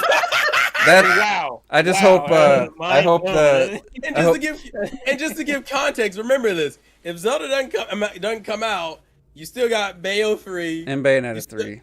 Yeah. Yeah. you still got Bayo 3. You still got Pokemon. Which I'm you worried still- about, by the way. If Bayo is coming out, Hey, shut up! I don't hear nothing. I'm worried Hey, about being. The more I watched that Hey. trailer, the more they only had like one area to show in that entire Yeah, I swear to reveal. God. I mean, just because talking about- let's face it, you know, like recent track record is scaring me. Mhm. they did the thing with Bayo is gonna be this year, but it's like what you said, you know, like we saw like nothing of that game. We saw like a cutscene kind of thing, like an in-game cutscene kind of thing, you know. Like, I think E3 is just gonna tell us. E3 is gonna like define for us, like, okay, Zelda's coming, Bayo is coming. But if either one of them is not coming, like Breath of the Wild had like a whole ass trailer at this point, where like, yeah, it can launch this year. There's no way it's gonna be delayed because of production issues. But I still not that sure about fucking like we saw more of Xenoblade 3 at this point, you know. Bayo is like. It's gotta be like The irony is that all we've seen of, which you say that, but we didn't see real gameplay of Xenoblade 3. I want that to be stated. We only saw cuts. we No, they showed him we- running we- across the we- open world. no We the saw open running, world but we stuff is didn't see- definitely we didn't see Bowser. combat. I'll They say don't show that. the combat in their initial reveals. And what? In Zelda? Xenoblade No, Chronicles Xenoblade. 3. Xenoblade 3. Oh, They never show yeah, combat in they the always show first. bitches running on a bunch of continents. That's all Yeah. they show us. They'll show the combat in like a breakdown video or something, but Don't you remember that? What was that? That famous 2012? Yeah, January 2012. Direct. Where everybody go back and watch that direct because everybody loved that direct at the time. that was 2013. That direct was pretty weak. Yeah, it was them the telling direct- us about games they were going to show us. problem is that direct That direct was because weak. half of those games we didn't get until the end of 2015. It was like, bro, what? Right. All right, so let's Bro, like let's the- switch. Let's switch up to. Sorry for that pun, and then I just read Juice's or Retrodesk comment. Sorry, and I lost my train of thought. Bitch, shut the fuck up! I don't want to wait God another damn it. flash year. It's something. It was definitely still Switch related. But just keep talking, and I'll try to remember. I mean, if we're looking at this year, it's already kind of fucking ridiculous as it is. Like, I feel like, It's like if this, what? And what there people still say could be a is what surprise, he- by the is way, what he folks. said earlier, like if you take everything that came out in 2017, you have if Zelda releases this year, you have an equivalent of everything that released in 2017, and then you basically got double the games on top of that. You got Like, sequels I to a like lot of big the hitters games that too. came out. I remember what I was Yeah, going to say. Two full Pokemon games and shit. Like it's ridiculous this year. So You last got That is- sequels to the games that came out then. yeah, Right, just- 4 days ago was the 5th year anniversary of the Switch. yeah. And I put out a tweet because I'm just seeing this narrative pop up that the Switch has all the best in the series entries into Nintendo and all these Nintendo IPs. So I said, please just list the non-Wii U ports. Just list the Switch exclusives that you feel are the best game in that particular franchise. I think I came up with 3. And if I add Kirby based on the demo, which the demo's already better than any Kirby I played, so that would make 4. So I had Smash Ultimate, Luigi's Mansion 3, Hyrule Warriors, Age of Calamity, and the Kirby looks like to be that. You know, Odyssey's 2 on my. Even Smash Ultimate, which I agree with, is pretty close. Yeah, I mean, It's I'm without a doubt Melee. adding Animal Crossing to your list instantly. yeah. So it's each person's. Animal I didn't play And Animal Crossing, so I can't. I'm gonna throw Xenoblade 2 on there. Yeah, See, for me, that's not, who? But for everybody's I know list is for- going to be different. Yeah, I know. Well, for What you. now? The thing is, most Wait, people's what? list was like 4 games. There's couple people had like 5 or 6. So I'm like, how does this device have all the best versions of these franchises when you can only name 3 or 4. Like, I've seen, obviously, people, I generally believe Mario Odyssey for people. For me, it's number 2 on the 3D Mario games. Mario Maker What's your 2, number 1? 3D World. I had Mario Maker 2 as well, but I mean, I'm you like, just I was throw in thinking more Mario shit, Maker not that 2. hard. I'm like, that's Man, a nobody- glorified ass port, and I didn't play it nearly as much Right. as the first game. So is I it was gonna really the say, best? Nobody did. It's without a Nobody doubt the played best in the franchise. Like, there's 3 games of it now, and like whether There's you think it's just a little bit better, because I Oh, you're agree. counting the I think fucking 3DS Miiverse port made of the that, first but I game mean- better. And On the port. the to 3DS 3D? is a You port. gotta be counting the 3DS port. That is the weakest. That's not a separate game. Like Fuck I you. told Robert Rule too, that to me, the more I think about that game, the more it feels like they tricked us with an enhanced port and put a 2 on it. I just, without the They should've Miiverse and stuff, it supported just that. wasn't the same experience for me. Yeah, technically, that's why I fell off it so has quick. more. It has everything in one plus more. So technically, it is. But I wouldn't be mad at that. But for me, I just felt I couldn't give it that crown. And it's only a 2 game series at this point. So it would be like a B tier like list for me. But Splatoon 2. That's another. Splatoon 2. But that's It's the like- same thing. That's the same it's all- thing. Then. In It's theory, only- it's better, but again, I think I enjoyed. I like the Splatoon 1 first way single more. player better. Technically, it's not even better. Especially It has single salmon player. mode, but the only thing they did was change all the specials. They didn't add shit No. to it. A salmon run that you can't fucking play. So That's it. the ones that Oh, and That- playing on the gamepad, you can't touch that. I'm sorry, you touch that shit. So the ones that were I pretty love- pretty obvious, Animal my man. Crossing, Luigi's Mansion 3, not too many people would argue that. Clocked It said maybe. I'd argue it. Really? What? Go ahead. Clocked It said maybe the 2 paper is something else, bruh. Paper ahead. Mario Origami King. I'm like, You're man. not gonna get away. You're not I gonna don't get think away so. with that one. Some people maybe, but Origami King. I was What? like, I don't know, like. Get that shit outta here. Oh, Some You know people- that shit? One person said Mario Party Superstar. I'm like, isn't that I'm the N64 one with the N64? It's the. It's What the is Origami collection King of better than? everything. Sticker Star? no, you bitch. The Wii. Origami King is really fucking good, though. I just Context want to is- No, it's state good. that. But I'm saying, I'm gonna put this in which one is context better too. than? I'm gonna put this in context too. I don't even think it has the best Fire Emblem games on it.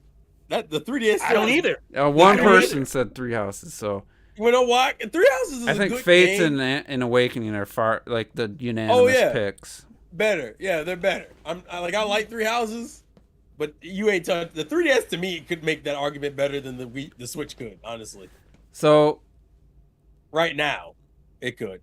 there's always everybody's list is going to be a little bit different. And I was like, I can't count Breath of the Wild. Like that's a Wii U game. Like Oh, you bastard! Put it That's down. my favorite. That's Put my it favorite down. right there.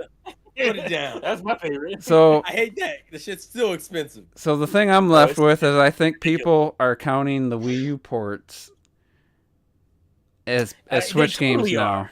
You could. But- Okay, here's Here's my what- argument. Hold on. Here's what's messed up about that. Because to me, the number one, I'm gonna do a video on this shit too. I have to.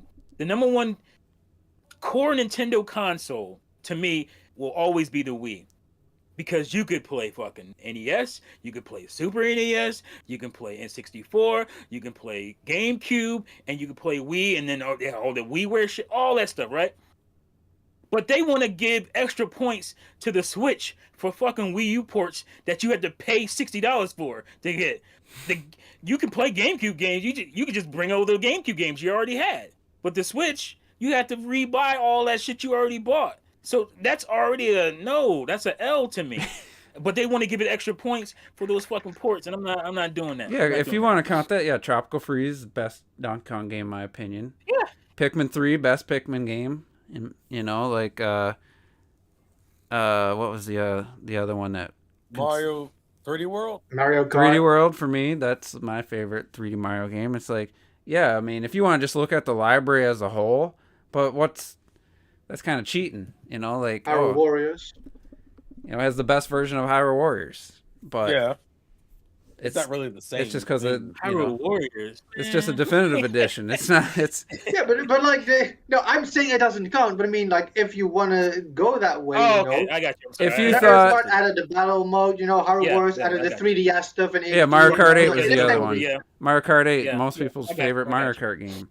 Like I had like 9 games on the Wii U that qualified for the best in their respective franchises. I think it was maybe 8 or 9. Easy.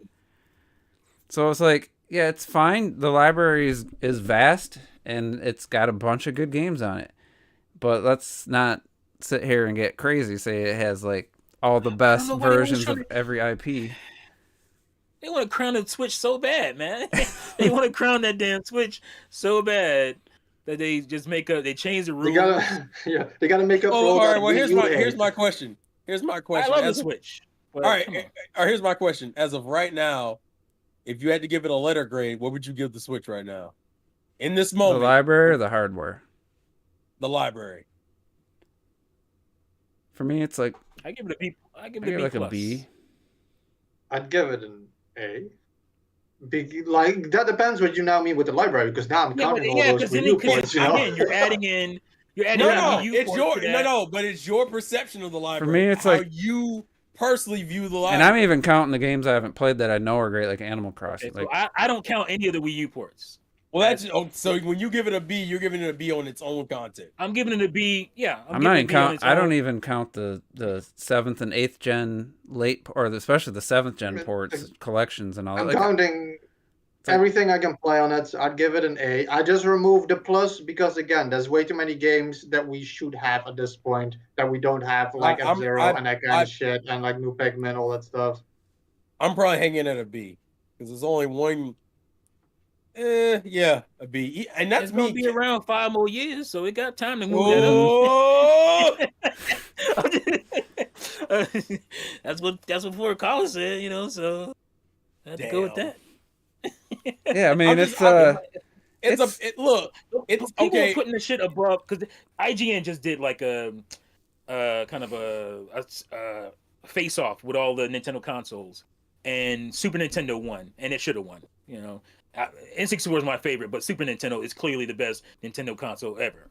But anyway, I was worried because it went. I think Super Nintendo actually went up against Switch, and it squeaked it out. I think, but so I think that's why people are kind of on this like, oh, what's the best?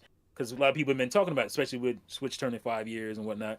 That's usually the cutoff point for a Nintendo console. So people are kind of retroactively looking at all these things. But as far as its own library, it ain't that strong, bro. Like, again, that's why I feel like Super Nintendos and Wiis were better, because those were new games on those platforms at the time when they came out. I mean, you could say some Wii games did come from PS2 and shit like that, but nobody even remembers those. They remember the main core line thing. So what defined that console?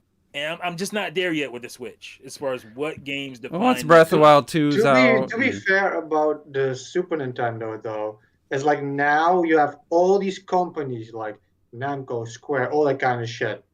There was nothing else. There was Nintendo, basically. If you want to count Sega, whatever. Sega but I mean, you took a lot didn't of get like Final Fantasy, all that kind of shit. Everything was on Nintendo. That's why the Super Nintendo is so high regarded. And why now, the Switch might have less, because it's not like, all these developers can go anywhere they please now.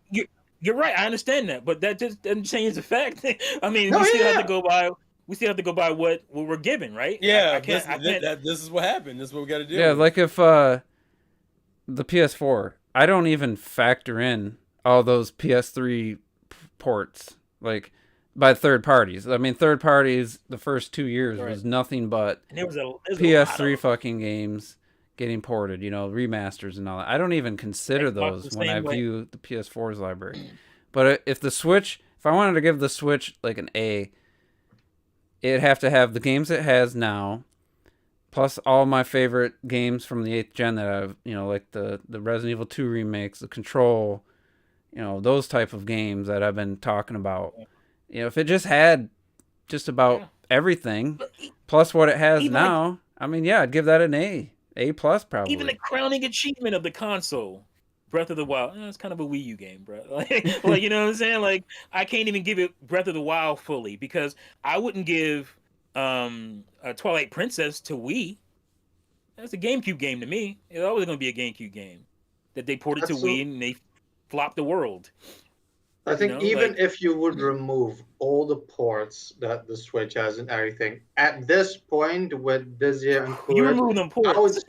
I would still probably give it around like a B plus because there's a lot of ports, but ports you still and remasters. Gotta go. Okay, sure. But I mean, you still got like the new Metroid, you got a new Animal Crossing, you got like open world Pokemons and all that kind of shit. There's like its own Splatoon, and I mean technically that shit is more of a port than Mario Kart 8 is, but I mean it still doesn't exist. I mean it's getting its own Splatoon, I guess you could say that. There's still enough of its own. You got like the Fire Emblem Three Houses, the Age of Calamity warrior shit and everything. There's still enough on the Switch that does make it. Yeah, it doesn't come close to what the Super Nintendo had. But I mean, it's still enough for me to stay in the B range for sure. I don't think it's better than GameCube right now. I don't think it's better than GameCube. I don't think it's better. I don't think it's better than Wii U. I don't think the Switch is. It certainly ain't better than Wii U to me. But it ain't even got GameCube. And you guys know how you call me a GameCube hater. But it's not my favorite Nintendo console. So where is it on the list? That's what I'm trying to figure out. Where the hell is it? I want to know, T. I'm just curious now. To me, it's ahead of the N64 and the fuck? The Switch, personally. Damn. Okay, the N64 had 3 or 4 just absolute goats. Game changers, though. Like, you know what I'm saying? Like, those are game everything else for me was industry changers. But there was a lot of your N64 acumen don't count. You're like, there's a lot of early woes of 3D gaming on the N64, but they had like Wave Race, fucking Mario 64, Ocarina of Time, GoldenEye, like those are like just legendary. Like I don't know another Nintendo console has 4 games of that caliber. I just want to put this in perspective. I can completely understand people saying the Super Nintendo is above it. I can understand people saying the Wii is above it. Both of those I'm perfectly fine with. The Wii U's very debatable with me.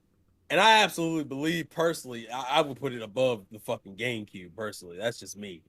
I probably have it ahead. The stupid thing is that the Wii U is only suffering. The Wii U is not suffering from that. You're like, I would definitely put the Switch above the Wii U. But that's because the Switch has the entire fucking Wii U library. But here's don't take that into account. Metroid Prime 1 and 2, Wave Race. I mean, I can. GameCube got games, 1 and 2. Like, Wait, here's my thing. Smash Melee. Wait, do you put the Wii U over GameCube? That's my question. Do I put the Wii U over GameCube? Personally, I do. There's not the amount of games. No. But the quality for me. Okay, I'm all right. I was just curious. I think though, I put GameCube above Wii U. I think the RPG fans make up the majority. If you're an RPG fan and you like your Switch, I feel like I can see why people think it's like the best library. Yeah. Because there's a lot of RPGs on there. I mean, a lot. Bro, you gotta understand something, isn't it? And a lot of them bitches are coming from the Vita and the fucking PS4, and those are ports. I mean, they're still new to the generation or whatever. That's part of the reason why. That's part of the reason why I count some of the ports. Because these games, I think you can count those. You can count ports from another system. Like I even count like Ys 8. Like Ys 8 is a fucking Vita game, but I'll count it. I'll count it as a Switch game. You know what I'm saying? Because it is new. To I count it because it's one of those things that should have already happened, and right, like it should have happened. Right. So I'll take those, and I can now the Nintendo ports. I can see people being more angry about, and I can understand that shit. The whole Donkey Kong, the fucking Bayonetta Mario shit. That's a little bit, to me, that's more offensive. Mm-hmm. But like when I factor in my grade for the Switch, I hang at the B2. And that's also because I think right now I think the 3DS still has a better fucking library, and that's my problem. To me, because the 3DS is my 3DS, bro. 3DS. See, I wouldn't even factor in handhelds. This shit ain't fair. The 3DS. The 3DS is doing consoles, bro. The 3DS was a fucking problem, man. That's another RPG fan. Fucking DS. People forget how great DS was. I agree. The DS. I don't know if it was clearly said I talked about all my 3DS games I own were all first party. I only own 11 physical games for 3DS. Like, I just bought the main ones, and digitally I have a few. I think everything I own on the 3DS is a first party game. So for me, it was just like, oh, I gotta get it for 3D Land, so I bought it. You know, like I gotta play 3D Land. So, well, I have a 3DS now, so I might as well buy. I bought New Super Mario Bros. 2, which was garbage. Mario Kart 7, Garbage. you know, Smash 4, the Metroid, you know, Federation Force, and Samus Returns. You know, Jesus. He so- said it like that.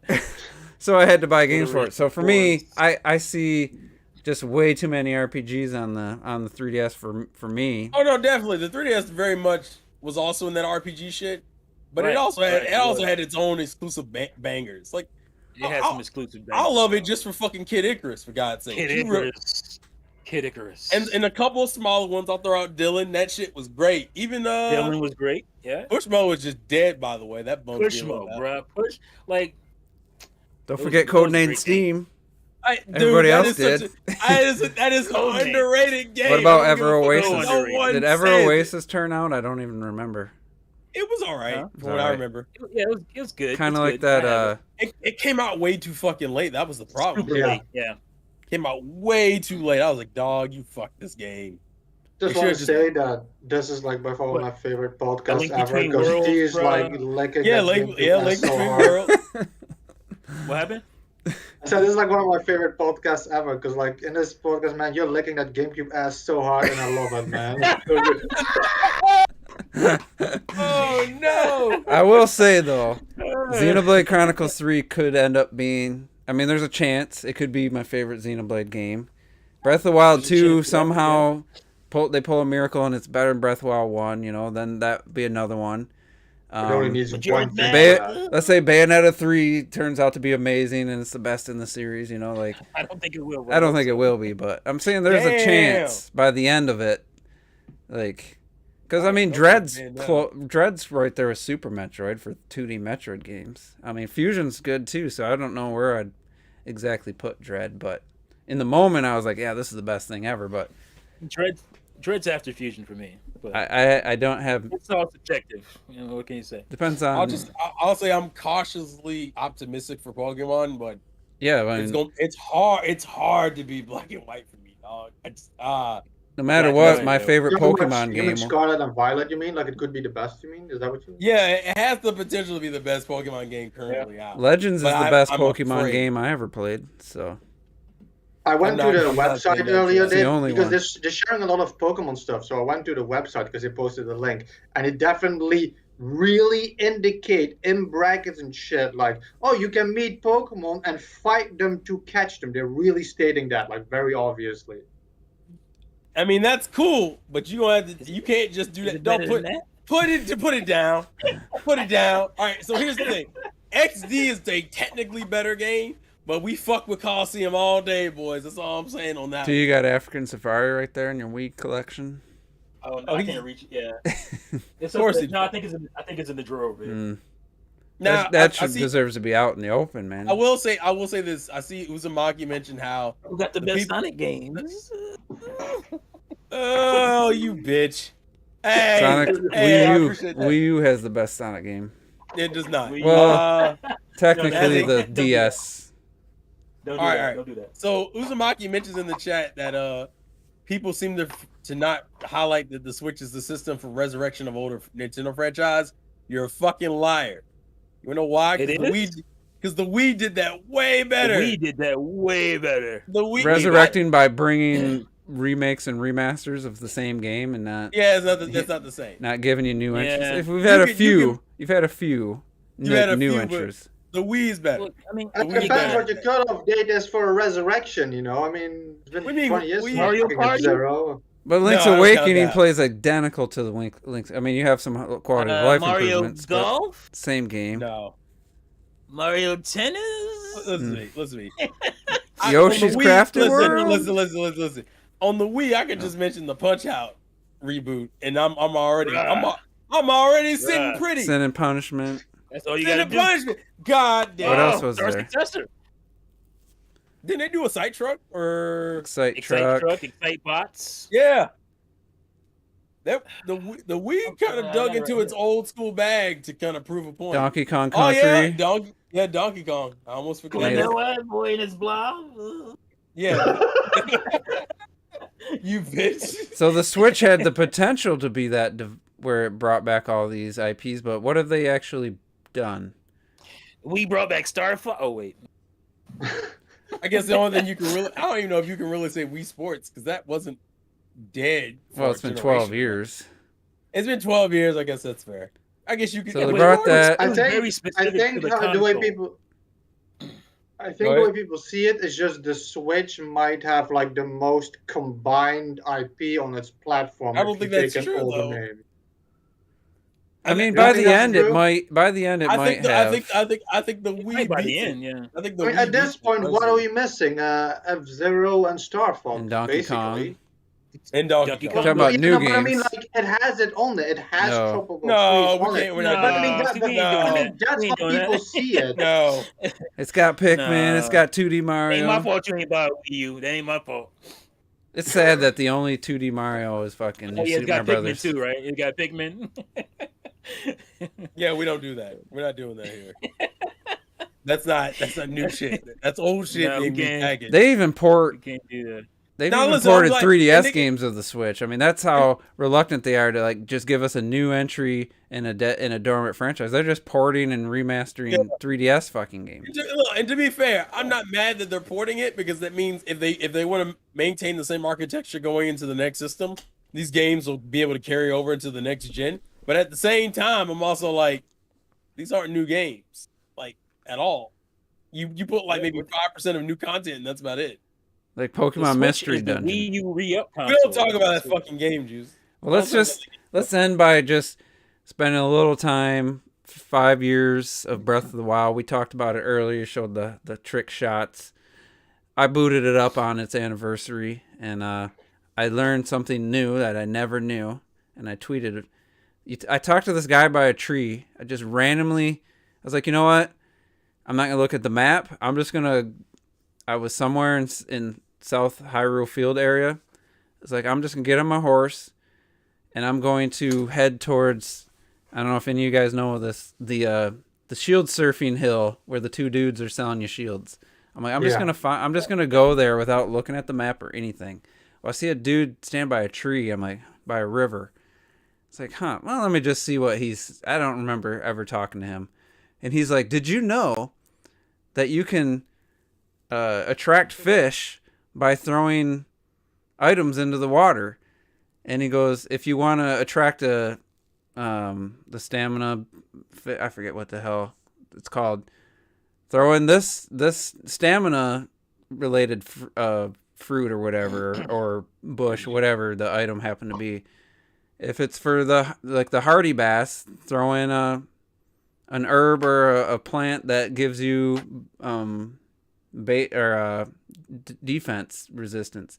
That's the thing they'll go for. I'm like, fucking 5 years. I didn't know you could attract fish by throwing shit into the water for them to come to you. Like, why would it? I mean, I guess somebody might have thought that, but without a fishing rod, I would have never thought to bait the fish to come closer. I always just try to catch up to them and they swim away. Like, if I would have known that, I could have caught so much more fish. I haven't I tested feel it like I though. did that, but I don't think I did. And the dude just tells you, You like, know? it's just some dude I'd never talked to. And then Regularly enough, the fishing is like super. Oh, it just electrified the water. that you can Bam, throw all the bombs. corpses come floating Yeah. up. Throw bombs in there. I mean, I just swim by and they just tap A and you just pick them up. But Yeah. that's the one thing that game could have probably really had was a fishing rod or something. But it's like why was it? Why would they even think to like do like? Can you feed the ducks? I'd never tried. Like, I don't know. That's probably, you can't catch them, so maybe not. Crazy. I'm gonna Google it. So That's crazy. So then I found the hill pretty easily. I followed some signs, and then I bought the shields, and it started raining perfect, so I was shield surfing, and it took me a few tries to remember what button combination it was to engage the shield surfing. You cannot feed the ducks. No, The three creatures you can't feed are crows, ducks, and cuckoos or cuckoos. Oh, okay. Those are the only three things you can't feed. You can feed everything else. You can feed a bear. Apparently. Actually, is there a video on that? Oh, let me fucking. See, I'm so used to feeding You can ride Pokemon. the bear, so I'm so used to feeding Pokemon. I can't even picture Breath of the Wild feeding animals anymore. Will the bear take off if you get off of him? Yeah. He won't like hang around and be your buddy. I'm pretty sure he attacks you. I don't think he's your friend He'll even. attack you. Because he doesn't even really calm down, I don't think, too much. But I fed the dogs at the stables, and my horse to help improve your relationship bond. But I don't think I fed anything else. So that's crazy. But anyway, that was my story. And then I was like, well, let me go to the Akala region. And I just followed the signs. I just encountered a sign. I looked at it. Oh, it goes this way. So I went that way. And then I come up on the Akala Tower, or the fortress. I was like, man, that's an imposing fucking structure in the distance. So I took a screenshot of it. And then I recreated it in Elden Ring. I found a very similar shaped castle. And I tried to recreate the same shot. And I just played for about 30 minutes and did some stuff. And I was just like, man, what a game. And I can't believe it's been 5 freaking years already since I couldn't wait for that game to come out. Freaking out. I was driving extra cautious. I didn't want to get in an accident the weeks leading up to it because I didn't want to get injured and not be able to play. I was on my cruise and I had to get Robert to He had to log into pre-order Amazon. Yeah. And pre-order it for me. Like, my one regret is buying that crazy amiibo. time. I bought the Zelda amiibo for like $13-$14. It's that little tiny one, and I was like, fucking barely used it. Zelda with This for, is Zelda Breath of the Wild? with she's just got like a Sheikah Slate or whatever. Yeah, I have her. She's I mean, that was like the smallest one I think I've seen so far. And I was like, but either way, I mean, how many like a full year of Zelda stories, almost every podcast. Yeah, it always happens. It's just like, thank God for the Wii U for bringing us Zelda Breath of the Wild. No other game, I wasn't big into open world games, so I don't know the limits of like Skyrim or the other Elder Scrolls, The Witcher 3. I don't know the limits, but for me, having other people to discuss about a game, just like, hey, I went west and I did this stuff, and you're like, oh yeah, I went to the volcano, I went north. Like, I never discussed a game like that with anybody before. So it's probably just my lack of playing open world games, mostly just Ubisoft. Like, who had a story of Assassin's Creed? Well, I went this way when I started the game. No, you went and did the fucking missions they wanted you to do on the map, like GTA. You followed the fucking arrows that showed you to go this way and go. GTA people would cause some havoc. They'd go and fuck around in the sandbox, which was the closest equivalent, I would say. But this was just like straight up. My rocket had 2 people. My rocket had 3 people. Yeah, you ain't doing more than that. I want to give context. The greatness of Breath of the Wild that always blew me away is that anytime another open world game came out, like when Red Dead 2 came out, what was the first thing people did? Oh, they went and compared it to Zelda. And then when Horizon came out, compared it with Zelda. And even Horizon 2 compared it with Zelda. I'm like, guys, like there are other open world titles, but that's the kind of power Zelda had on people that people just weren't. Well, they wanted to see if people like added things that blew us away, like shooting your arrow and missing and then running up for like 30 seconds and then finding it. Like, it's just shit like that never happened. Remember those comparisons videos between Breath of the Wild and Horizon with the differences? I want to put arrows into the water, that kind of stuff. Yeah, I want to put the context. So if you type in Breath of the Wild versus, you get almost every game imagined. I see Genshin, I see Pokemon Legends, I see Elden Ring, I see Red Dead Redemption 2, I see Mario Odyssey, I see Skyrim, Horizon, Witcher 3, Ocarina of Time, Skyward Sword. Jeez. It's just like, it's one of those games. You know how we were talking about Elden Ring earlier, and I didn't mention how awesome the windstorms are in Elden Ring, kind of like The Witcher, but they're all it's just visual. It doesn't affect anything in the game.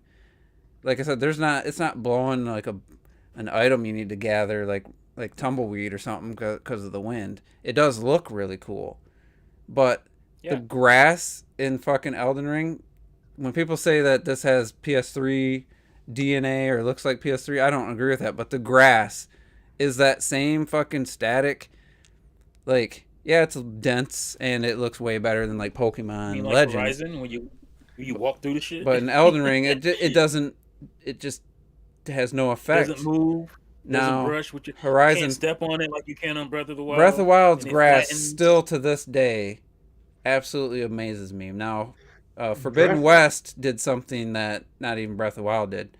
When a little rabbit or something's walking through the grass, it fucking folds down, and there's a path. You can see the path that the animal walked through the grass, like even like a minute later.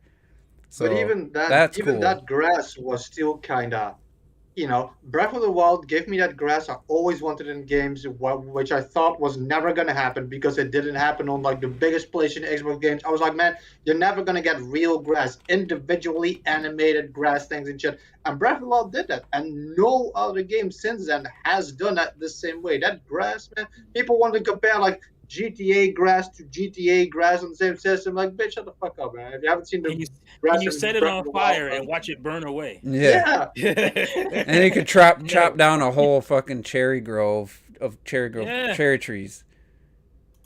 The game is immense, man.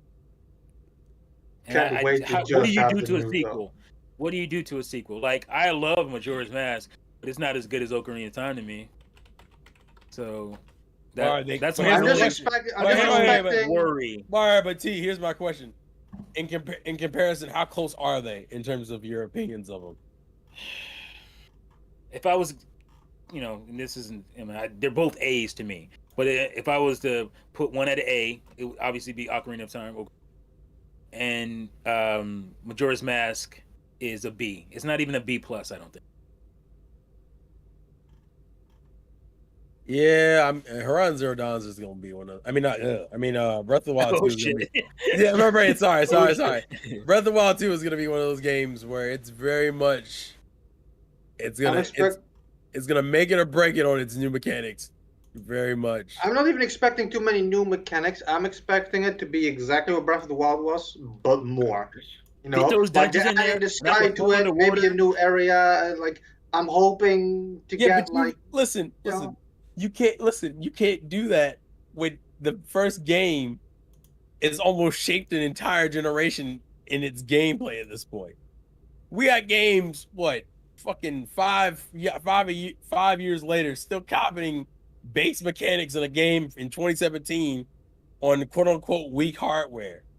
You can't just put out a sequel and be like, well, we expanded the land a little bit, you can go up. And people be like, yeah, that's it. Well, it's not just that. I feel like, I feel you need that same wow factor.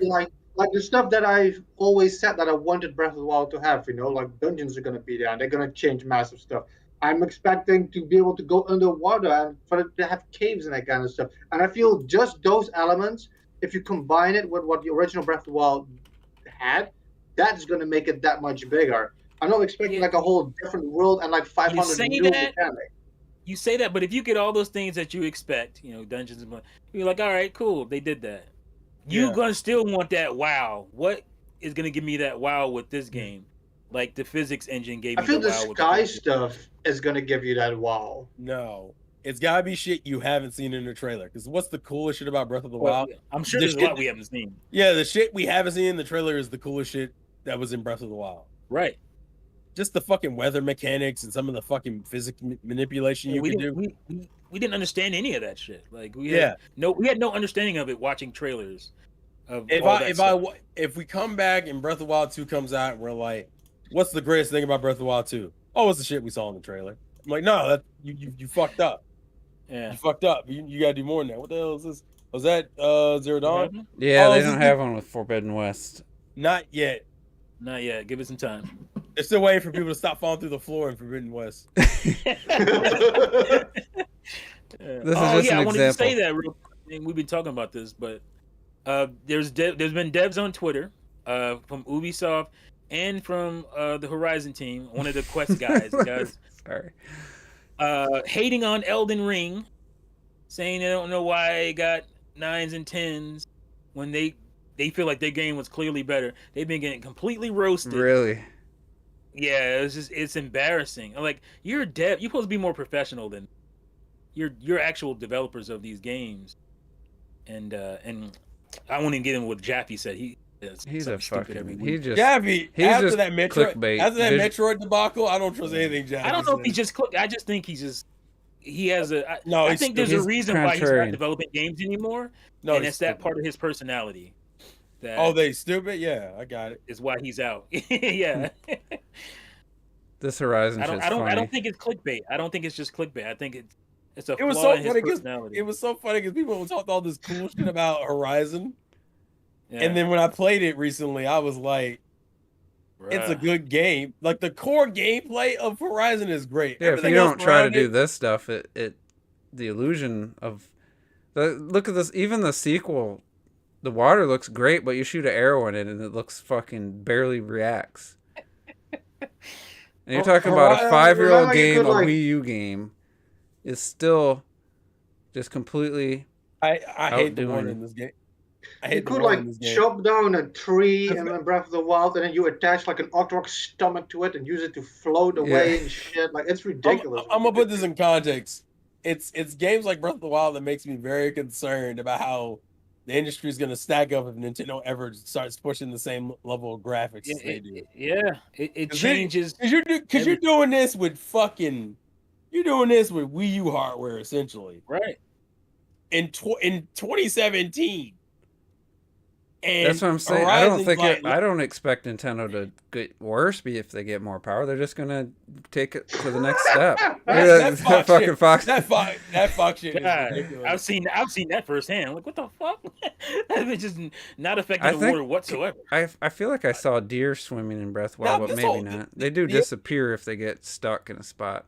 The NPC shit always confuses me why Horizon doesn't have them react in any way, shape, or form. They don't do anything. They Look do at those nothing. motherfuckers. They're like, don't shoot me. Yeah. Oh, you can't even draw the bow, I don't think, in camps. No, you can't. This shit is dumb. And and that's a step back because you don't have to go to Oh, Breath of the Wild for Look, NPCs to react. What the Bitch, fuck? Did he Witcher- lock in the place to 3 have grab? NPCs that Mhm. react. Like That man- it's a pretty game, and it still has NPCs that react. Witcher 3 does. So I don't understand. just shot him with the Skyrim, arrow. This is I great. remember- That's not. This is That's the awesome. shit I would this do. one. Yeah. Look how Yeah, good the that physics. water looks. Like it just fucking. You see the ground. Look at the dive. In some places, That- the game looks like Link is you a know, show off, the- by the way. it looks. Like- It's how does it meld those realistic looking things together with the kind of So, see, cell shaded. Yeah, that's. It's crazy that it works. There's The no water is doubt. realistic. It's not I didn't like- even think that not was Wind water Waker there he's water. diving into. There's no doubt that Breath of the Wild's water is better than Zero Dawn's. On every level. There's, Well, yeah, but in the new I one, played Forbidden West both looks games fucking a amazing. lot. So yeah, like I get it. Nintendo, look what they did with Wii U hardware. But Does it though? Because I remember the trailer. That was another thing that people were They said they bullshot it. I saw a they should- comparison. It looked pretty fucking gorgeous. Okay, I was just wondering. I didn't look. What is this J-pop shit? But Oh poor yeah, Horizon, yeah. Horizon always gets overshadowed. It got overshadowed by I know. Breath of the Wild back in And the it day. came out earlier. That was the kicker. And now Elden Yeah, Ring. Oh, well, it came out shit, earlier it's than both of these CDC. games. It came Oh out yeah, earlier did you than hear Elden about Ring. they patched it so Aloy talks less when you pick up Oh, 'cause resources? she talks her ass off. He does talk a lot. Yeah, I didn't know that, but yeah, she talks way too much. It's funny how quickly I'm used to the new Aloy though. Like she looks like a mannequin doll compared to the new one, and I haven't even seen that much footage. All right, what's this? What do you think yeah. this is gonna be? Just climbing? Yeah, just maneuvering. Yeah, because I don't even remember. I don't even know where. Oh, that's right there. Fuck, I don't think I ever climbed that tree. That's not even. I mean, it's not even close. There's no comparison as far as. No, climbing there's goes. not actually. This is a Horizon- waste of time. Yeah, I mean, the Horizon closest Horizon just jumps. That's it. Legends when you have the You can't even Sneasler really get is up a close. hill. Like when you have Pokemon Legends, when you get Yeah, the this shit, Sneasler, you can climb. I've been in this area trying to get up and this is what happened. I hate that. That's the one thing I hated because it was like Horizon looked like it was way better than what it actually Well, is. they're showing this. You Right. can't even climb up something that's chest high. No, you can't. If you can't clear it with your feet, you can't get up there. If it doesn't have white paint on it, People don't understand. People need to be real about Horizon Zero Dawn. Horizon Zero Dawn's best attribute was its fucking combat. Its combat is goated. Combat is good, really good. Let's look at the water. But the exploration is fucking stupid. Not good. It's the fucking. It does Pokemon exploration where it's like, oh shit, you turn the corner. Oh, there's some boxes. Let me grab this real quick. Motherfuckers, people. See, look at you can see the tracks in the sand. I mean, it has some cool stuff. Okay, yeah. The water. See, I think the other advantage is that can't you swim underwater and Yeah.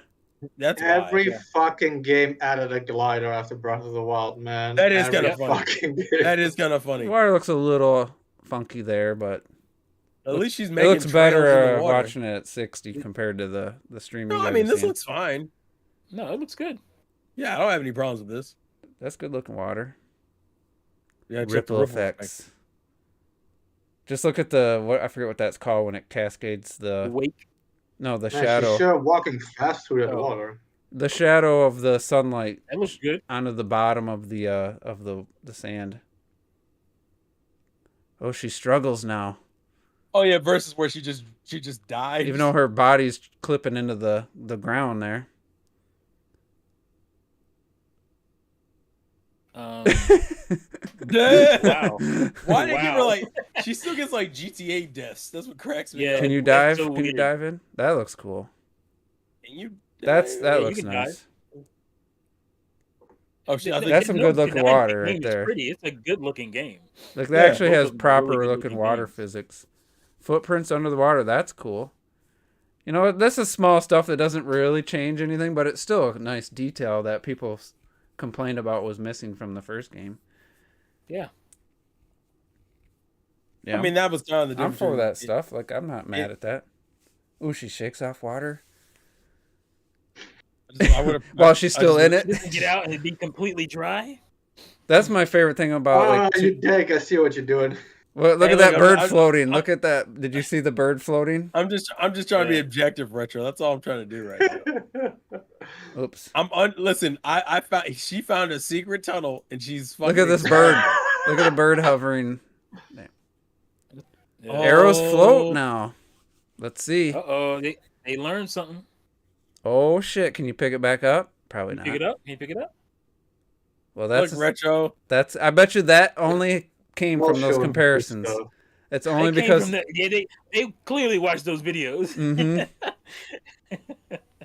Why can't you pick it up? I can't believe just how broken some of that stuff is in the New Horizon. It's ridiculous. That's just. I don't know why it lets her float this fucking far. By the way, I think she's going into different areas. By the way, like, can we get a wave race game in this? What with these water physics? That'd be cool. It's not bad. I mean, my biggest problem with Horizon is that it's post-apocalyptic. No spoilers with that. You didn't know. So how is the old world almost completely gone? Like, you see nothing from the old world. Like the geometry change and stuff. Yeah, you see. It's been a long time. It's been a long time. But it's gotta be a really long time. It's like 10,000, I think. If I remember. No. Yeah, it was like 10,000 years, I believe. I looked that up. I don't believe that. 5 or 10. Yeah, because it had to wait for the Earth to heal. There we go. So anyway, welcome to the Horizon Forbidden West podcast. We'll get out of here.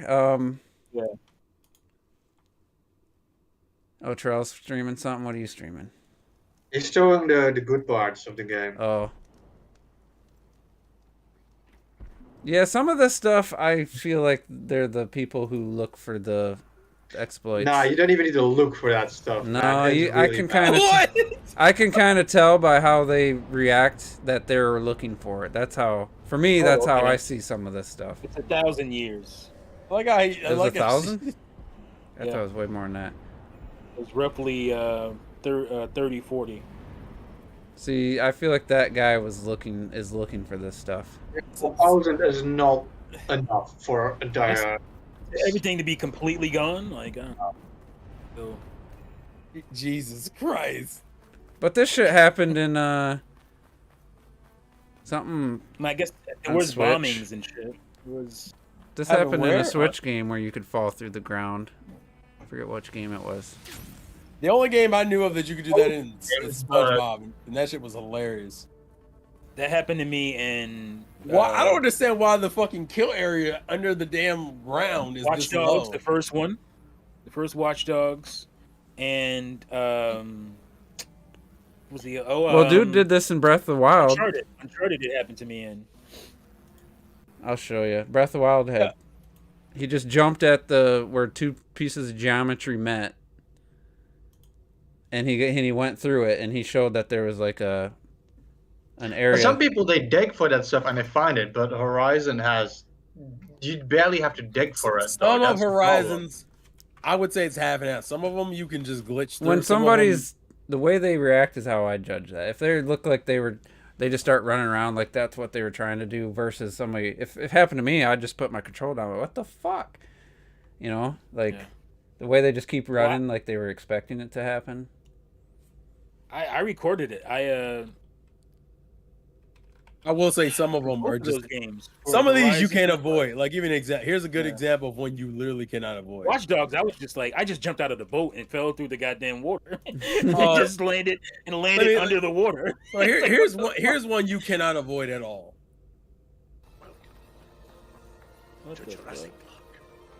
Yeah, but you see how the world already looks glitching? Like, did you see the how the shadows are time lapsing? You're already out. Yeah. That's the other thing. That's funny. I love when they do.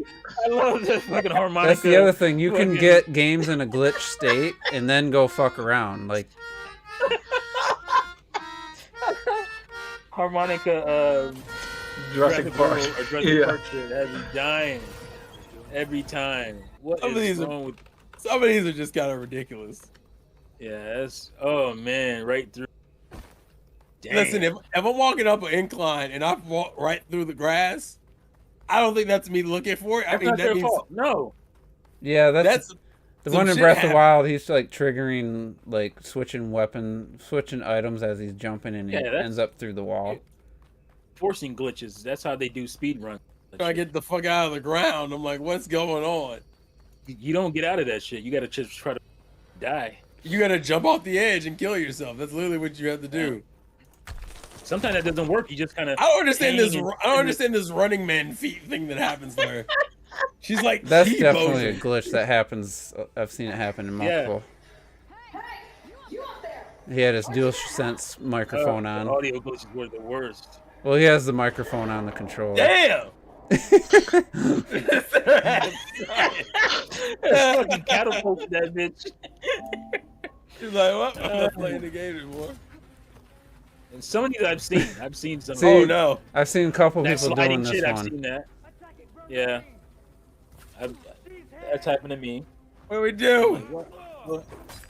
Oh, I'm out of it. Oh god, thanks. Some of these are just this is Forbidden West. Why are we still having these same problems? These same glitches. They still have the audio where you can hear them from like forever away. You're also clipping him within each other. I just realized that. Oh, I've done that too. I recorded some. I recorded all mine. All right. Anyway, we'll get out of the out of the stream. Right. So appreciate you guys for watching, and we'll see you next week.